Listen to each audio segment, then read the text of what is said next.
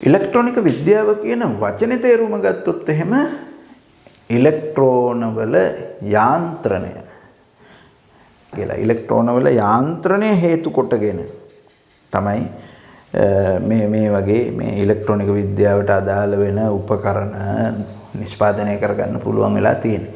ඉතින් මේ අපි ගත්තොත් එහෙම ඉලෙක්ට්‍රොනික විද්‍යාවේ තියෙන දියුණුව නිසා විවිධ උපකරණ හදලා තියෙනෝනේ. විවිධ උපකරණ තියෙනවා. අද ලෝකයේ බැලුවොත් එහෙම තියෙන දියුණුවට විශාල වශයෙන්ම දායක වෙලා තියෙනවා මේ ඉලෙක්ට්‍රොනික විද්‍යාව. මේ ආශ්චර්යමත් දියුණුවක් අපි දකිනවා. ඒ ආශ්චර්යමත් දියුණුවට ඉලෙක්ට්‍රොනික විද්‍යාවේ උපකරණ ඉලෙක්ට්‍රොනික විද්‍යාවේ සොයා ගැනීම ගොඩක් වැදගත් වෙලා තියෙනවා, භාවිතා වෙනවා. ඉතින් මේ ඉලෙක්ට්‍රොනික විද්‍යාවට මේ ඉලෙක්ට්‍රොනික විද්‍යාවේ තියෙන ඒ උපකරණවල උපාංගවල සොයා ගැනීම වලට මූලිකම පදනම් වෙන පුරෝගාමී වෙන මූලිකම වෙන සොයා ගැනීමක් තමයි ඩයෝඩය කියලා කියන්නේ. එතකොට මේ ඩයෝඩය සොයා ගැනීම තමයි විශාලම පෙරළිය. මම දකින විදිහට ඉලෙක්ට්‍රොනික විද්‍යාවේ ආරම්භය නැත්නම් මේ නව මග සොයා ගැනීම සිද්ධ වෙන්නේ ඩයෝඩ් එක සොයා ගැනීමත් එක්ක. මේක තමයි වැදගත්ම සොයා ගැනීම. මොකද මේක තමයි මූලිකම සොයා ගැනීම. එතකොට මේ සොයා ගැනීම හින්දා තව දේවල් හොයාගන්න නිෂ්පාදනය කරන්න පුළුවන්කම ලැබිලා තියෙනවා. ඒත් වශයෙන්ම මේක සොයා ගැනීම කියලා කිව්වට මේක නිපදවීමක් නේ. නිෂ්පාදනය කිරීමක්. එතකොට මේ ඊටාම වැදගත් සොයා ගැනීම නැත්නම් නිෂ්පාදනය නිපැවුම තමයි ඩයෝඩය කියලා කියන්නේ. ඒක තමයි මූලිකම එක. ඒ මත තමයි අනිත් සියල්ලම ගොඩ නැගෙන්නේ. ඒ නිසා අපේ පාඩමේ මේ ඉලෙක්ට්‍රොනික විද්‍යාවට අයිති කොටස සාකච්ඡා කරනකොට අපි මුලින්ම සාකච්ඡා කරන්නේ මෙන්න මේ ඩයෝඩ් එක පිළිබඳව. ඩයෝඩේ පිළිබඳව මේ ඩයෝඩේට තමයි කියන්නේ PN සංදිය කියලා. ඩයෝඩයක් කියලා කියන්නේ PN සංදියක්. PN සංදියකට තමයි ඩයෝඩ් එකක් කියලා කියන්නේ. එතකොට අපි කතා කරනවා PN සංදිය පිළිබඳව. එතකොට PN සංදිය ගැන කතා කරනකොට P කියන්නේ මොකද්ද? N කියන්නේ මොකද්ද? ඒ දෙක එකතු කරලා හදාගන්න සංදිය මොකද්ද කියන එක, සංදිය හදාගන්නේ කොහොමද කියන එක පිළිබඳව සාකච්ඡා කරන්න ඕන. එතකොට P කියලා හඳුන්වන්නේත් N කියලා හඳුන්වන්නේත් අර්ධ සන්නායක දෙකක්. අර්ධ සන්නායක දෙකක්. ඉතින් අර්ධ සන්නායක පිළිබඳව අපි සාකච්ඡා කරන්න ඕන. එහෙමනම් මුලින්ම මේ PN සංදිය පිළිබඳව සාකච්ඡා කරනවා නම් මොකද PN සංදිය ගොඩනගන්නේ අර්ධ සන්නායක මගින්. PN සංදිය එහෙම නැත්නම් අපි කියනවා ඩයෝඩ් එක ගොඩනගන්නේ අර්ධ සන්නායක භාවිතා කරලා. ඒ නිසා අපි අර්ධ සන්නායක පිළිබඳව සාකච්ඡා කරන්න ඕන ඩයෝඩ් එක පිළිබඳව සාකච්ඡා කරන්න නම්. ඉතින් අර්ධ සන්නායක ගැන කතා කරනකොට අපි ගන්න ඕනේ මේ අපි අවට පරිසරේ අපි දකින පරිසරේ අපිට දකින්න ලැබෙන මේ පදාර්ථය ඒවා විද්‍යුතය සන්නයනය කරන විදිය අනුව කාණ්ඩ තුනකට වෙන් කරන්න පුළුවන් නේ. විද්‍යුතය සන්නයනය කරන විදිය අනුව අපි අවට දකින මේ පදාර්ථය කාණ්ඩ තුනකට වෙන් කරන්න පුළුවන්. මොනවද මේ කාණ්ඩ තුන? සන්නායක මේ පිළිබඳව අපි ධාරා විද්‍යුතේ පාඩමේදී තමයි සාකච්ඡා කරන්නේ. දෙක අර්ධ සන්නායක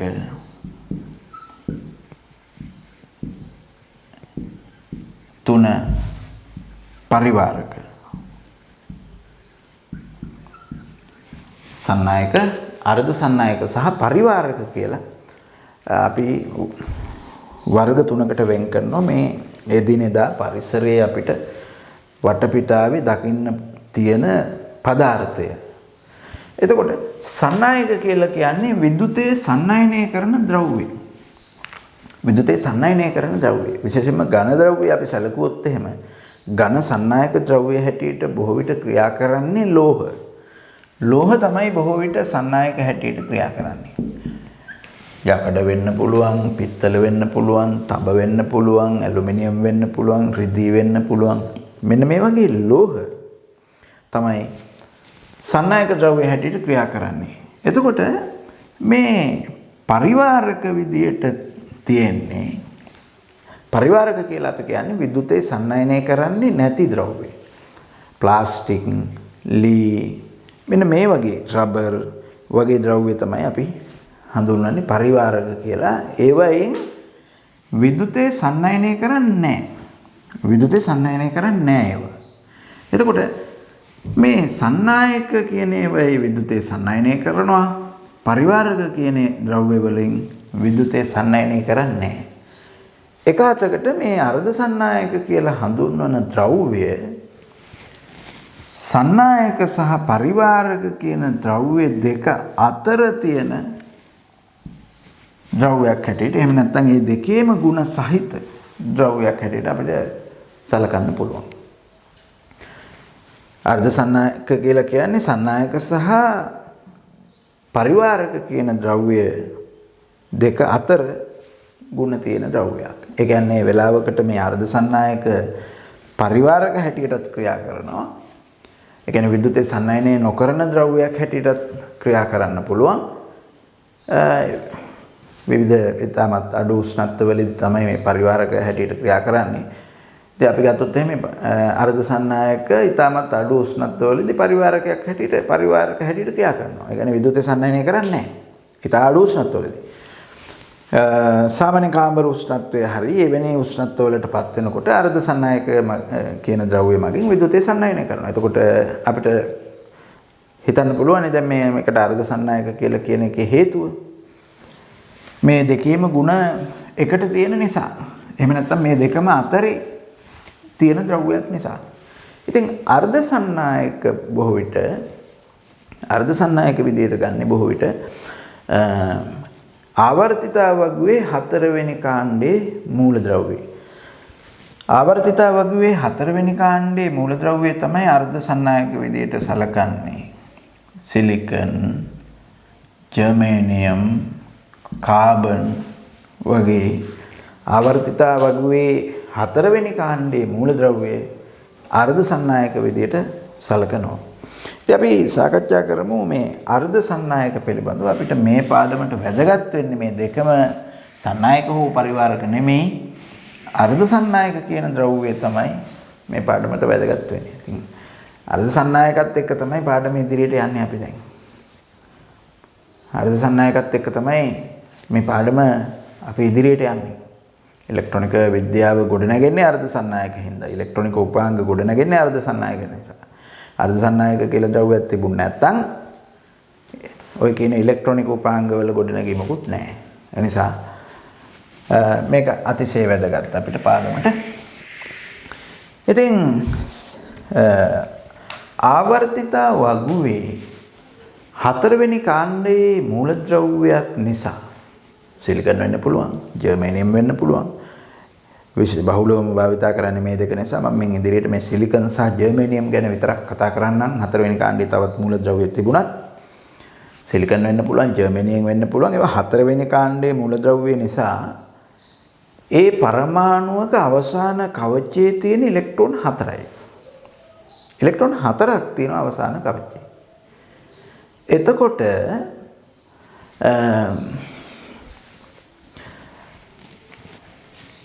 ඒ ඉලෙක්ට්‍රෝන 4ම දැන් අපි හිතමුකෝ සිලිකන් පරමාණුවක් කියලා. සිලිකන් පරමාණුවක්. සිලිකන් පරමාණුවක අවසාන කවචයේ ඉලෙක්ට්‍රෝන 4ක් තියෙනවා. මම මෙහෙම නිරූපණය කරන්නම්. ඔන්න සිලිකන් පරමාණුවේ මැදේ එයාගේ තියෙන අවසාන කවචයේ ඉලෙක්ට්‍රෝන 4ක්. මෙන්න ඉලෙක්ට්‍රෝන 4. එතකොට මේ ඉලෙක්ට්‍රෝන 4 පාවිච්චි කළා මෙයා මොකද කරන්නේ? සහසංයෝග බන්ධන හදා ගන්නවා තවත් සිලිකන් පරමාණු 4ක් සමග. ඒ කියන්නේ මේ ඉලෙක්ට්‍රෝනය මගෙන් තවත් සිලිකන් පරමාණුවක් සමග සහසංයෝජ බන්ධනයක් හදා ගන්නවා මේ පැත්තේ. ඒතකොට එයාගේ අවසාන කවචයේ තියෙන එක ඉලෙක්ට්‍රෝනයක් මේ බන්ධනයට සම්බන්ධ කර ගන්නවා.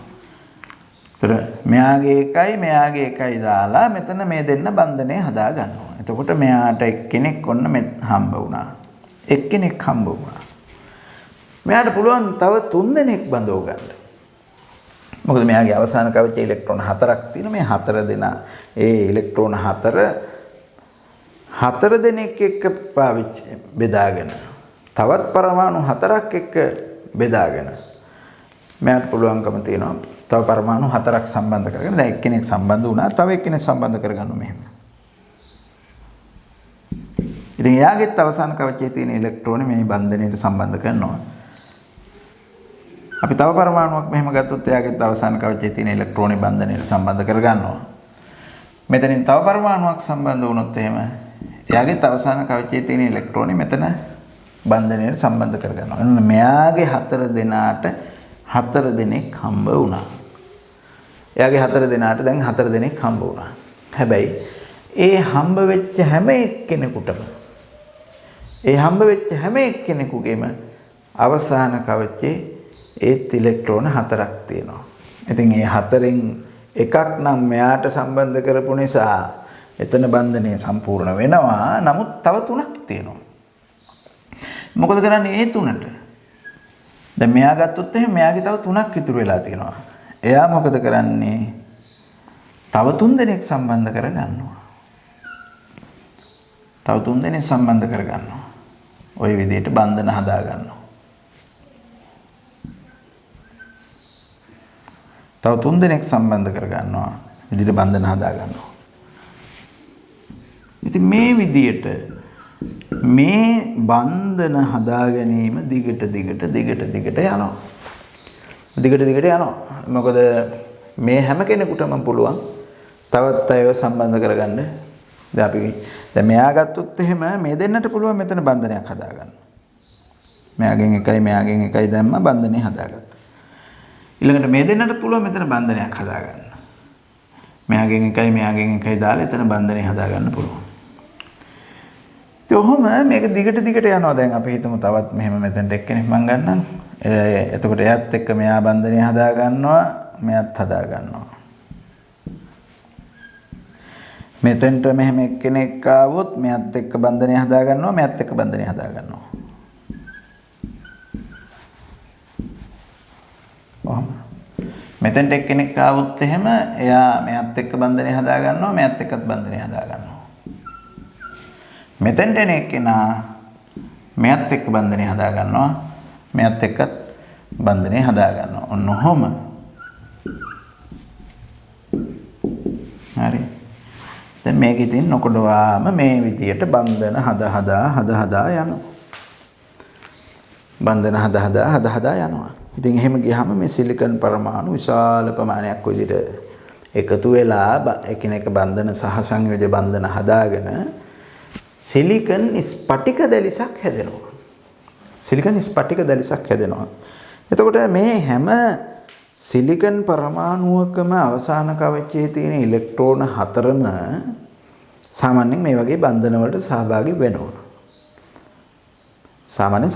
ඉතින් සිලිකන් ඉතා අඩු උෂ්ණත්වයක පවතිනකොට මේ අර්ධ සන්නායක ද්‍රව්‍යය ඉතාමත්ම අඩු උෂ්ණත්වයක පවතිනකොට මේ කිසිම ඉලෙක්ට්‍රෝනයක් බන්ධන වලින් නිදහස් වෙන්නේ නැහැ. මොකද අඩු උෂ්ණත්වයක තියනවා කියලා කියන්නේ මේ හැම කෙනෙක් ගාවම තියෙන ශක්තිය අඩුයිනේ. මේ ඉලෙක්ට්‍රෝන පරමාණු වලට තියෙන ශක්තියත් අඩුයි, ඒ ඉලෙක්ට්‍රෝන වල සතු ශක්තියත් අඩුයි. ඉතින් ශක්තිය අඩු වුණොත් එහෙම මේගොල්ලන්ට යන්න බෑ. පැනලා යන්න බෑ. ඒකට බන්ධනේ ප්‍රබලයි, ගලවගෙන යන්න ශක්තිය මදි. අඩු උෂ්ණත්වයක් කියලා කියන්නේ අඩු ශක්තියක්. එතකොට මේ තියෙන බන්ධන ගලවගෙන යන්න තරම් ඒගොල්ලන්ගේ ශක්තිය නැහැ. ඒ නිසා බන්ධනවල ඉන්නවා. ඉතින් බන්ධන ගලව ගන්න ශක්තිය නැති නිසා බන්ධනවල එහෙම තියෙනවා. හැබැයි අපි මේ උෂ්ණත්වය වැඩි කළොත් එහෙම අර සිලිකන් පරමාණු වලට ශක්තිය ලැබෙනවා. ඒ පරමාණු වල තියෙන ඉලෙක්ට්‍රෝන වලට මේ ශක්තිය ලැබෙනවා. ශක්තිය ලැබුණාම ඒ ඉලෙක්ට්‍රෝන වලට පුළුවන්කම තියනවා ගැලවිලා යන්න. බන්ධන වලින් ගැලවෙන්න පුළුවන්. ශක්තිය වැඩි වෙනකොට බන්ධන වලින් ගැලවෙනවා. ශක්තිය වැඩි නැත්නම් බන්ධන වල ඉන්නවා. ගැලවෙන්න ශක්තිය නැති නිසා තමයි බන්ධන ගැලවෙන්නේ නැත්තේ. බන්ධන ගැලවෙන්නේ නැත්නම් බන්ධන වලින් ගැලවිලා යන්නේ නැත්නම් ඒකට හේතුව මොකද්ද? ගැලවෙන්න තරම් ශක්තියක් නැතිකම. ගැලවෙන්න තරම් ශක්තියක් නැති හින්දා තමයි ගැලවෙන්නේ නැත්තේ. ඒතකොට ගැලවෙන්න ශක්තිය ලැබුණොත් එහෙම ගැලවෙන්න ශක්තිය ලැබුණොත් එහෙම ගැලවිලා යනවා. ගැලවෙන්න ශක්තිය ලැබුණොත් ගැලවිලා යනවා. අපි හිතමුකෝ දැන් උෂ්ණත්වය ඉහළ යනකොට ඔන්න මෙන්න මෙයාට ගැලවෙන්න තරම් ශක්ති ප්‍රමාණයක් ලැබුණා කියලා. එයා මෙහෙම ගැලවෙනවා මෙතෙන්ට.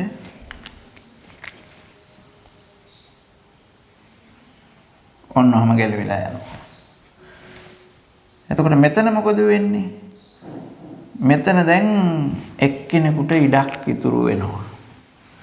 අතොසෙම කියනවා නම් එතන හිඟයක් ඇති වෙනවා. එතෙන්ට කෙනෙක් ඉන්න එපේ. ඉන්න ඕනේ එකේ නැති වෙනවා. ඒක හරියට මේ අර වාඩි වෙලා හිටපු ආසන වලින් එක්කෙනෙක් නැගිටලා ගියාම එතන ආසනේ තියෙනවා. නමුත් පුජ්‍යලෙක්ගේ අඩුවක් එනවා. හිඟයක් එනවා. මෙතන ඉලෙක්ට්‍රෝනයක් ඕන බන්ධන වලට.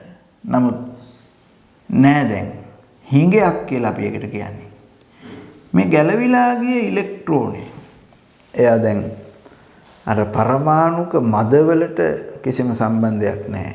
ඒ පරමාණුක මදවල ආකර්ෂණයෙන් ගැලවිලා තියෙන්නේ. ඒවට සම්බන්ධයක් වෙන්නේ නැහැ දැන්. ඒ නිසා ඒ ඉලෙක්ට්‍රෝනයට පුළුවන්කම තියෙනවා මෙහෙම වේගෙන් චලනය වෙන්න. අපි කියනවා මේ වගේ ඉලෙක්ට්‍රෝනයකට නිදහස් ඉලෙක්ට්‍රෝනයක්.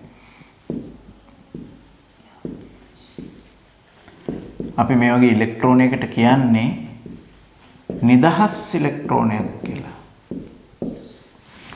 නිදහස් ඉලෙක්ට්‍රෝනය. ඒතර මේ ඉලෙක්ට්‍රෝනයේ හිඟේ ඇති වෙච්ච තැන අපි කියනවා කුහරයක් කියලා. කුහරය. මේක ෆ්‍රී ඉලෙක්ට්‍රෝන එකක්, මේක හෝල් එකක්. එතකොට ඔන්න උෂ්ණත්වය වැඩි වෙනකොට අර බන්ධනවල තියෙන ඉලෙක්ට්‍රෝන ගැලවුණාම නිදහස් ඉලෙක්ට්‍රෝන සහ කුහර යුගල වශයෙන් ඇති වෙනවා. ඉතින් මේක විතරක් නෙමෙයිනේ තව මේ නිදහස් ඉලෙක්ට්‍රෝන සහ කුහර ඇති වෙනවා තවත් ඔහොම. නිදහස් ඉලෙක්ට්‍රෝන සහ කුහර තවත් ඔහොම ඇති වෙනවා. ඉතින් නිදහස් ඉලෙක්ට්‍රෝන සහ කුහර යුගල වශයෙන් තමයි ඇති වෙන්නේ. යුගල වශයෙන් ඇති වෙන්නේ. නිදහස් ඉලෙක්ට්‍රෝන සහ කුහර යුගල වශයෙන් ඇති වෙන්නේ. ඒ කියන්නේ කුහරයක් තියෙනවා නම් ඒකට නිදහස් ඉලෙක්ට්‍රෝනයක් තියෙනවා. නිදහස් ඉලෙක්ට්‍රෝනයක් තියෙනවා නම් ඒකට කුහරයක් තියෙනවා. කුහර සංඛ්‍යාව නිදහස් ඉලෙක්ට්‍රෝන සංඛ්‍යාවට වඩා වැඩි වෙන්නේත් නැහැ. ඒ වගේම කුහර සංඛ්‍යාව නිදහස් ඉලෙක්ට්‍රෝන සංඛ්‍යාවට වඩා අඩු වෙන්නේත් නැහැ. මේ දෙක සමානයි. මේ දෙක සමානයි. නිදහස් ඉලෙක්ට්‍රෝන සංඛ්‍යාව කුහර සංඛ්‍යාවට සමාන වෙනවා. මට ඒක මෙන්න මේ විදිහට ලියන්න පුළුවන්. මේ NH කියලා මම ගත්තේ කුහර සංඛ්‍යාව, Ne කියලා ගත්තේ නිදහස් ඉලෙක්ට්‍රෝන සංඛ්‍යාව. නිදහස් ඉලෙක්ට්‍රෝන සංඛ්‍යාව කුහර සංඛ්‍යාවට සමාන වෙනවා. මොකද නිදහස් ඉලෙක්ට්‍රෝන සහ කුහර යුගල වශයෙන් ඇති වෙන හින්දා. ඉතින් මෙන්න මේ වගේ අර්ධ සන්නායක වලට තමයි අපි කියන්නේ නිසංග අර්ධ සන්නායක කියලා. නිසංග අර්ධ සන්නායක. ඔකට අපි කියනවා නිසංග අර්ධ සන්නායක කියලා. ඒක අතකට මේවා සංසුද්ධ අර්ධ සන්නායක කියලා කියනවා. සංසුද්ධ අර්ධ සන්නායක. සංසුද්ධ කියන එකෙන් අදහස් කරන්නේ මිශ්‍ර වෙලා නැහැ. ඒ අපි සිලිකන් නම් සිලිකන් විතරයි තියෙන්නේ. වෙන මොකුත් නැහැ. සිලිකන් නම් සිලිකන්. ජර්මේනියම් නම් ජර්මේනියම් විතරමයි. ජර්මේනියම් පරමාණු විතරමයි තියෙන්නේ. සිලිකන් නම් සිලිකන් විතරමයි තියෙන්නේ. ඉතින් එහෙම එකක් සංසුද්ධ කියලා කියන්නේ. ඉතින් ඊට අමතරව මොනවා හරි තියෙනවා නම් ඒවා අපද්‍රව්‍ය. ඒවා අපද්‍රව්‍ය. ඒවා අමතරව මොනවා හරි තියෙනවා නම් සිලිකන් වලට වඩා අමතර දෙයක් සිලිකන් තුල තියෙනවා නම් ඒක අපද්‍රව්‍යයක්. ජර්මේනියම් වල එහෙම තියෙනවා නම් ඒක අපද්‍රව්‍යයක්. එතකොට අසුද්ධ ද්‍රව්‍ය නැත්නම් අපි කියනවා අසුද්ධ ද්‍රව්‍ය. ඒවට කියන්න පුළුවන් අපි අසුද්ධ ද්‍රව්‍ය කියලා. එහෙම අසුද්ධ ද්‍රව්‍යයේ නැති තනිකරම එම අර්ධ සන්නායක ද්‍රව්‍යයේ විතරක්ම තියෙනවා නම් අපි කියනවා ඒක සංසුද්ධ අර්ධ සන්නායකයක්. එහෙම නැත්නම් නිසංග අර්ධ සන්නායකයක් කියලා කියන්නේ. ඉතින් නිසංග අර්ධ සන්නායකයක ස්වභාවය මේකයි මේ නිදහස් ඉලෙක්ට්‍රෝන සංඛ්‍යාව සහ කෝර සංඛ්‍යාව සමාන වෙනවා නිසංග අර්ධ සන්නායකයක. ඉතින් මේ දැන් මම කිව්වනේ මේ වගේ මෙයා මේ බන්ධනෙන් මෙයාට ඉන්න බැරි වෙනකොට මෙතන ශක්තිය වැඩි වෙනකොට එයා පයින්නවා මෙතෙන්ට පැනලා එයා නිදහස් වෙලා යනවා. ඉතින් එහෙම ගියාම මෙතන අඩුවක් තියෙනවනේ. ඔය අඩුව ඉතින් මොකද කරන්නේ? සමහර විට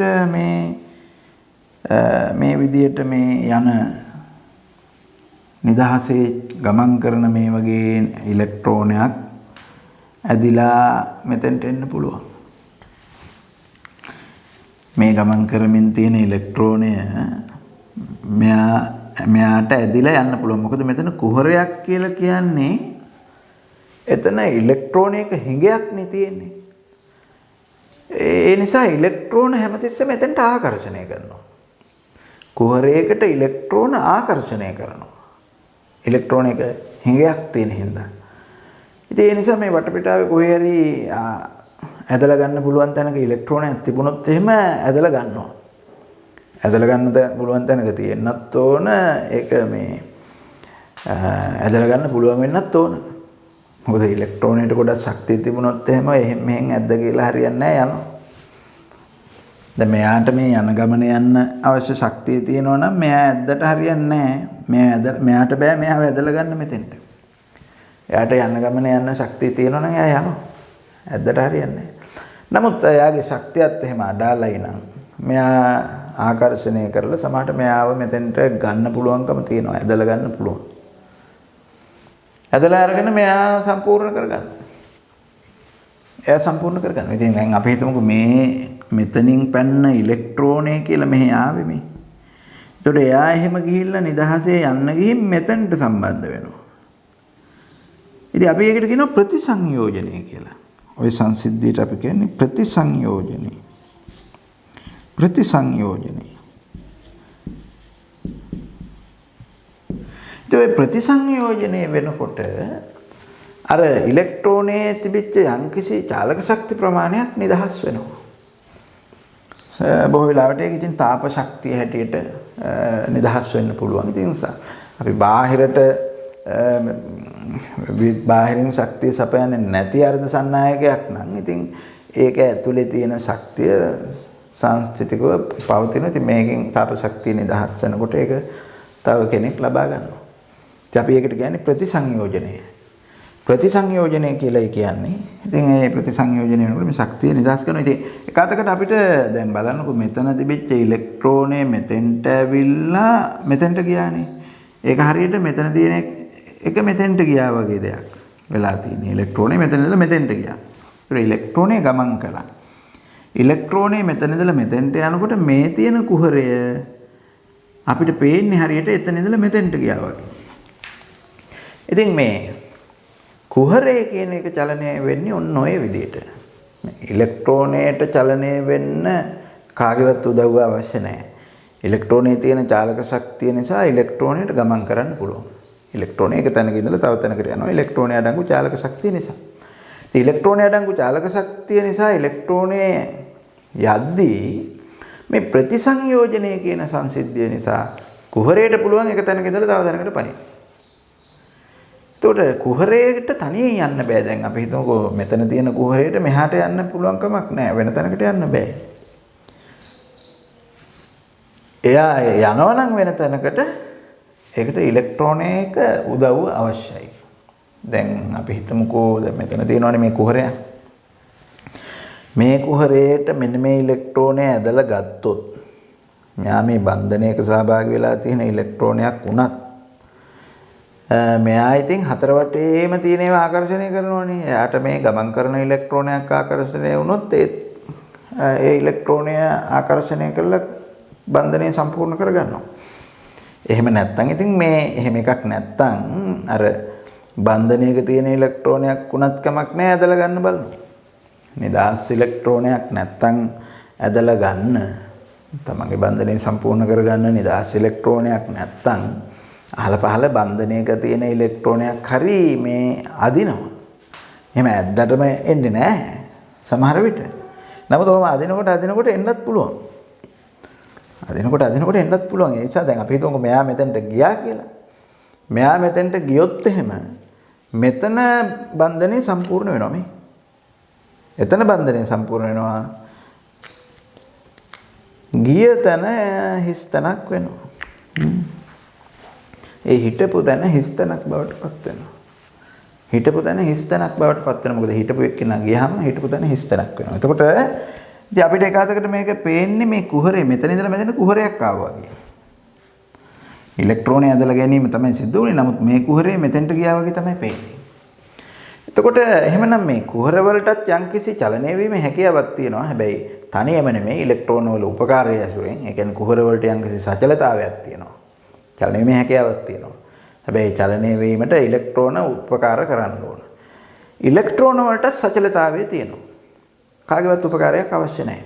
මේ දෙකටම සචලතාවයක් තියෙනවා. ඉලෙක්ට්‍රෝන සහ කුහර කියන දෙකටම සචලතාවයක් තියෙනවා. නමුත් ඉලෙක්ට්‍රෝන වල සචලතාවය වැඩි. ඉලෙක්ට්‍රෝන කාගේවත් උපකාරයක් ඇතුව නෙමෙයි චලනය වෙන්නේ. ඉලෙක්ට්‍රෝන වලට පුළුවන් තමන්ගේ චාලක ශක්තියෙන් චලනය වෙන්න. නමුත් කුහර වලට චලනය වෙන්න පුළුවන් වෙන්නේ ඉලෙක්ට්‍රෝන වල උපකාරයෙන්. ඒ නිසා අපි කියනවා කුහර වල සචලතාවය අඩුයි. ඉලෙක්ට්‍රෝන වල සචලතාවය වැඩි, කුහර වල සචලතාවය අඩුයි. ඉතින් මෙන්න මේක තමයි මේ නිසංග අර්ධ සන්නායක සම්බන්ධ කතන්දරේ. අර්ධ සන්නායක වගේම නිසංග අර්ධ සන්නායක සම්බන්ධ කතන්දරේ. ඉතින් මේකේ කතාව මෙච්චරයි.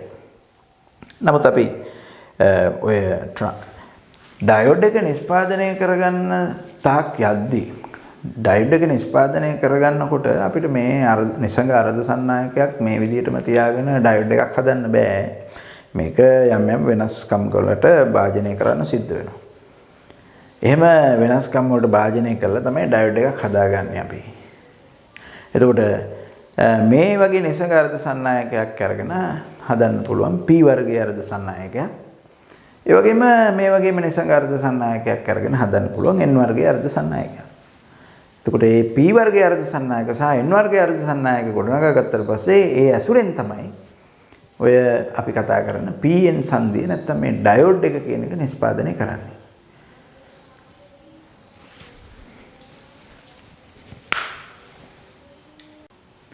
ටෙස්ටිං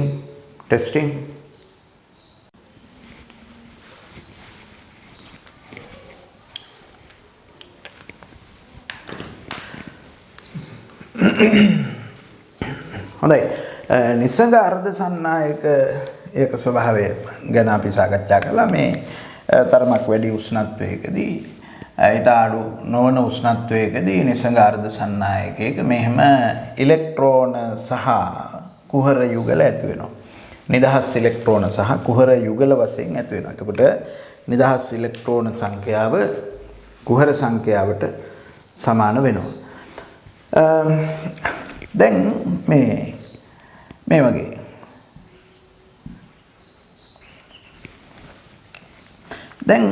මේ වගේ නිසංග අර්ධ සන්නායකයක් වෙනත් අසුද්ධ ද්‍රව්‍යයකින් මාත්‍රණය කළාම මාත්‍රණය කරපුවාන් වෙන්නේ ඒ මාත්‍රණය කරන පරමාණු මෙන්න මේ සිලිකන් පරමාණු නැත්නම් මේ අර්ධ සන්නායක මූලද්‍රව්‍යයේ පරමාණු වෙනුවට ආදේශ වෙන එක. අපි හිතමුකෝ දැන් සමහරට එක පරමාණුවක් ඒ මාත්‍රණය කරපු අසුද්ධ ද්‍රව්‍යයේ පරමාණුවක් ආවොත් මෙතෙන්ට මේ සිලිකන් පරමාණුව වෙනුවට ඒක මෙතෙන්ට ආදේශ වෙනවා. එතකොට සිලිකන් පරමාණුව වෙනුවට එතෙන්ට එන්නේ අර මාත්‍රණය කරපු මූලද්‍රව්‍ය පරමාණු. ඉතින් දැන් හිතමුකෝ අපි මේ එහෙම ඒ විදිහට මාත්‍රණය කළාම අපිට අසුද්ධ ද්‍රව්‍යකින් එහෙම මාත්‍රණය කරපුවාම ලැබෙන අර්ධ සන්නායකයට අපි කියනවා බාහ්‍ය අර්ධ සන්නායකයක් කියලා. ඒකට කියන්නේ බාහ්‍ය අර්ධ සන්නායක. බාහ්‍ය අර්ධ සන්නායක කියලා කියන්නේ. ඉතින් බාහ්‍ය අර්ධ සන්නායක වර්ග දෙකක් තියෙනවා. ඒ වර්ග දෙක තමයි අපි කියන්නේ P වර්ගයේ අර්ධ සන්නායක සහ N වර්ගයේ අර්ධ සන්නායක කියලා. ඉතින් මේ දැන් මම ඉස්සෙල්ලම ගන්නම් මේ වගේ නිසඟ අර්ධ සන්නායකයක් බෝරෝන් වගේ තුන්වෙනි කාණ්ඩයේ මූලද්‍රව්‍යකින් මාත්‍රණය කළාම P වර්ගයේ අර්ධ සන්නායකයක් සකස් කරගන්න පුළුවන්. P වර්ගයේ අර්ධ සන්නායක. P වර්ගයේ අර්ධ සන්නායකය කොහොමද එතකොට සකස් කරන්නේ? මේ වගේ නිසඟ අර්ධ සන්නායකයක් බෝරෝන් වගේ තුන්වෙනි කාණ්ඩයේ මූලද්‍රව්‍යකින් මාත්‍රණය කරලා. එතකොට එහෙම මාත්‍රණය කරපුවම අපි හිතමු මෙන්න මේ සිලිකන් පරමාණුව තියෙන තැනට බෝරෝන් පරමාණු එනවා කියලා. ඔතෙන්ට එනවා බෝරෝන් පරමාණු. දැන් බෝරෝන් පරමාණු එනවා. දැන් එහෙම බෝරෝන් පරමාණුව ආවම බෝරෝන් පරමාණුවේ අවසාන කවචයේ තියෙන්නේ ඉලෙක්ට්‍රෝන 3යි. මොකද ඒක තුන්වෙනි කාණ්ඩයේ මූලද්‍රව්‍යයක් නේ. ඒ නිසා අවසාන කවචයේ ඉලෙක්ට්‍රෝන 3ක් පමණයි තියෙන්නේ. ඒ ඉලෙක්ට්‍රෝන 3 භාවිතා කරලා බෝරෝන් පරමාණුව බන්ධන හදාගත්තාම මේ වටේ තියෙන සිලිකන් පරමාණු සමග බන්ධන හදා ගන්නකොට හතරවෙනි පරමාණුවත් සමග හතරවෙනි සිලිකන් පරමාණුව සමග බන්ධනය සකස් කර ගන්න බෝරෝන් පරමාණුවට ඉලෙක්ට්‍රෝනයක හිඟයක් එනවා. ඉලෙක්ට්‍රෝනයක් මදි වෙනවා. හැබැයි ඒ හතරවෙනි සිලිකන් පරමාණුව, ඒ කියන්නේ බෝරෝන් පරමාණුව සමග බන්ධන හදා ගන්න සිලිකන් පරමාණු හතරේ, ඒ වටේට තියෙන සිලිකන් පරමාණු හතරෙන් තුනකට ප්‍රමාණවත් ඉලෙක්ට්‍රෝන තිබුණට හතරවෙනියට තමයි එකක් නැති වෙන්නේ. හිතන්නකෝ දැන් මෙන්න මෙතන උනා කියලා වැඩි. එහෙම වුණොත් එහෙම එතන ඉලෙක්ට්‍රෝනයක හිඟයක් එනවා. එතන ඉලෙක්ට්‍රෝනයක හිඟයක් එනවා. දැන් ඉලෙක්ට්‍රෝනයක හිඟයක් සහිතව බෝරෝන් පරමාණුව යාබද සිලිකන් පරමාණු හතරක් සමග බන්ධන හදා ගන්නවා. හැබැයි ඉතින් එක සිලිකන් පරමාණුවක් සමග හදන බන්ධනයේ ඉලෙක්ට්‍රෝනයක හිඟයක් එනවා. එතකොට මේ හිඟය, ඒ කියන්නේ මේ කුහරය, මේ අමතර කුහරයක්. ඔය කුහරය නිසා ඇති වෙන ඉලෙක්ට්‍රෝනයක් නැහැනේ. අර ඔය කුහරය ඇති වෙන්නේ කුහර ඉලෙක්ට්‍රෝන යුගල වලට අමතරව. දැන් සිලිකන් ස්පටිකය තුල ඉලෙක්ට්‍රෝන සහ කුහර යුගල තියෙනවනේ. ඒ තියෙන කුහර සහ ඉලෙක්ට්‍රෝන යුගල වලට අමතරව තමයි මේ කුහරය ඇති වෙන්නේ. ඒ නිසා මේ කුහරය අතිරික්ත කුහරයක්. වැඩිපුර කුහරයක්. දැන් අපි බලුවොත් එහෙම මේක බෝරෝන් පරමාණුවක් නම් මාත්‍රණය කළේ. දැන් අපි බැලුවොත් ඒ අර්ධ සන්නායක ස්පටිකය තුල නැත්නම් ඒ කියන සිලිකන් ස්පටිකය තුල තියෙන ඉලෙක්ට්‍රෝන සංඛ්‍යාවට වඩා කුහර සංඛ්‍යාව එකකින් වැඩි. කුහර සංඛ්‍යාව එකකින් වැඩි. දැන් අපි ওই විදිහට බෝරෝන් පරමාණු තව මාත්‍රණය කළොත්, ඒ කියන්නේ අපි දුම් බෝරෝන් පරමාණු 100ක් මාත්‍රණය කළා නම් අතිරික්ත කුහර 100ක් ඇති වෙනවා. වැඩිපුර කුහර 100ක් ඇති වෙනවා. බෝරෝන් පරමාණු මිලියනයක් මාත්‍රණය කළා නම් අතිරික්ත කුහර මිලියනයක් ඇති වෙනවා. වැඩිපුර කුහර මිලියනයක් ඇති වෙනවා. එතකොට මේ විදිහට මාත්‍රණය කරන බෝරෝන් පරමාණු ප්‍රමාණය අනුව ඇති වෙන අතිරික්ත කුහර සංඛ්‍යාව කොච්චරද කියන එක තීරණය වෙනවා. ඇති වෙන වැඩිපුර කුහර සංඛ්‍යාව කොච්චරද කියන එක තීරණය වෙනවා. එහෙම නැත්නම් ඇති වෙන බහුතර කුහර සංඛ්‍යාව කොච්චරද කියන එක තීරණය වෙනවා. වැඩිපුර තියෙන කුහර සංඛ්‍යාව. ඉතින් අපි මේ අර්ධ සන්නායක කැබැල්ලක් තුල තියෙන කුහර සහ ඉලෙක්ට්‍රෝන කියන දෙකම වාහක කියලා හඳුන්වනවා. මොකද අර්ධසන්නායකයක් තුලින් විද්‍යුත් ධාරාව සන්නායනය කරනකොට කුහර සහ ඉලෙක්ට්‍රෝන කියන දෙකම උපකාර වෙනවා මේ විද්‍යුත් ධාරාව සන්නායනය කිරීම සඳහා. ඒ අනුව අර්ධසන්නායකයක් තුලින් ගලාගෙන යන මුළු විද්‍යුත් ධාරාව අර්ධසන්නායක කැබැල්ලක් තුලින් ගලාගෙන යන මුළු විද්‍යුත් ධාරාව ඒකේ තියෙන ඉලෙක්ට්‍රෝන මගින් ගෙන යන විද්‍යුත් ධාරාවේ සහ ඒකේ තියෙන කුහර මගින් ගෙන යන විද්‍යුත් ධාරාවේ එකතුවට සමාන වෙනවා. ওই දෙකේම ওই ධාරා දෙකේ එකතුව සමාන වෙනවා මුළු ධාරාවට. ඉතින් අර්ධසන්නායකයක් තුල තියෙන කුහර සහ ඉලෙක්ට්‍රෝන කියන දෙකම අපි හඳුනන්නේ වාහක කියලා. දැන් අපි අර කතා කරපු නිසංග අර්ධසන්නායකයක් ඇතුලේ නිසංග අර්ධසන්නායක කැබැල්ලක් ඇතුලේ තියෙන කුහර සංඛ්‍යාව සහ ඉලෙක්ට්‍රෝන සංඛ්‍යාව සමාන නිසා වාහක සමාන වෙනවා. වාහක ප්‍රමාණය සමාන වෙනවා. එතන වැඩිපුර වාහකයක් නැහැ. බහුතරයක් නැහැ. නමුත් මේ විදියට බෝරෝන් පරමාණු මගින් මාත්‍රණය කරපුවාම හැදෙන බාහ්‍ය අර්ධසන්නායකේ බහුතරය වෙන්නේ කුහර. කුහර බහුතරයේ බවට පත් වෙනවා. බහුතරයේ කුහර බවට පත් වෙනවා. ඒ නිසා අපි කියනවා බහුතර වාහකේ කුහර කියලා. ඉතින් අපිට ඒක දක්වන්න පුළුවන් මෙහෙම කුහර සංඛ්‍යාව NH නම් ඉලෙක්ට්‍රෝන සංඛ්‍යාව Ne නම් මේ බෝරෝන් වලින් මාත්‍රණය කරලා ගත්ත මේ වගේ අර්ධසන්නායක කැබැල්ලක කුහර සංඛ්‍යාව ඉලෙක්ට්‍රෝන සංඛ්‍යාවට වඩා වැඩි. ඒක බහුතර වාහක සංඛ්‍යාව කුහර සංඛ්‍යාව බවට පත් වෙනවා. ඉතින් මේ වගේ අර්ධසන්නායක කැබැල්ලක් තමයි මේ විදිහට මාත්‍රණය කරපු අර්ධසන්නායකයක් තමයි අපි P වර්ගයේ අර්ධසන්නායකයක් කියලා හඳුන්වන්නේ. P වර්ගයේ අර්ධසන්නායකයක් කියලා හඳුන්වන්නේ ඔය විදිහට මාත්‍රණය කරපු අර්ධසන්නායකයක්. ඉතින් අපි P වර්ගයේ අර්ධසන්නායකයක් දක්වන මෙන්න මෙහෙම. P වර්ගයේ අර්ධසන්නායකය මේ විදිහට නිරූපණය කරනවා. ඒ කියන්නේ මේ මෙතන මේ මෙහෙම දක්වන්නේ කුහර. කුහර තමයි මේ විදිහට දක්වන්නේ. නමුත් ඉතින් අර්ධසන්නායක කැබැල්ල ඇතුලේ කුහර මේ විදිහට මේ නිකන් මේ ආචාර පෙළපාලියක ඉන්න ළමයි වගේ හමුදා ඛණ්ඩයක ඉන්න සොල්දාදු වගේ එහෙම තියෙන එකක් නෙවෙයි. මේක නිරූපණයක් විතරයි. නිරූපණයක් විතරයි. කුහර ටික මේ විදිහට නිරූපණය කරලා P වර්ගයේ අර්ධසන්නායකයක් අපිට කොහොම දක්වන්න පුළුවන්. හොඳයි එතකොට දැන් කොහොමද P වර්ගයේ අර්ධසන්නායකයක් සකස් කරගන්නේ? බෝරෝන් වගේ තුන්වෙනි කාණ්ඩයේ මූලද්‍රව්‍යකින් මාත්‍රණය කිරීමෙන්. ඉතින් P වර්ගයේ අර්ධසන්නායකයක බහුතර වාහකයේ වෙන්නේ කුහර. ඒ බහුතර වාහකය තමයි මේ නිරූපණය කරලා තියෙන්නේ. දැන් මේ සංසුද්ධ අර්ධසන්නායකයේ භාවිතා කරලා තමයි අපි මේ P වර්ගයේ අර්ධසන්නායකය සකස් කරගත්තේ.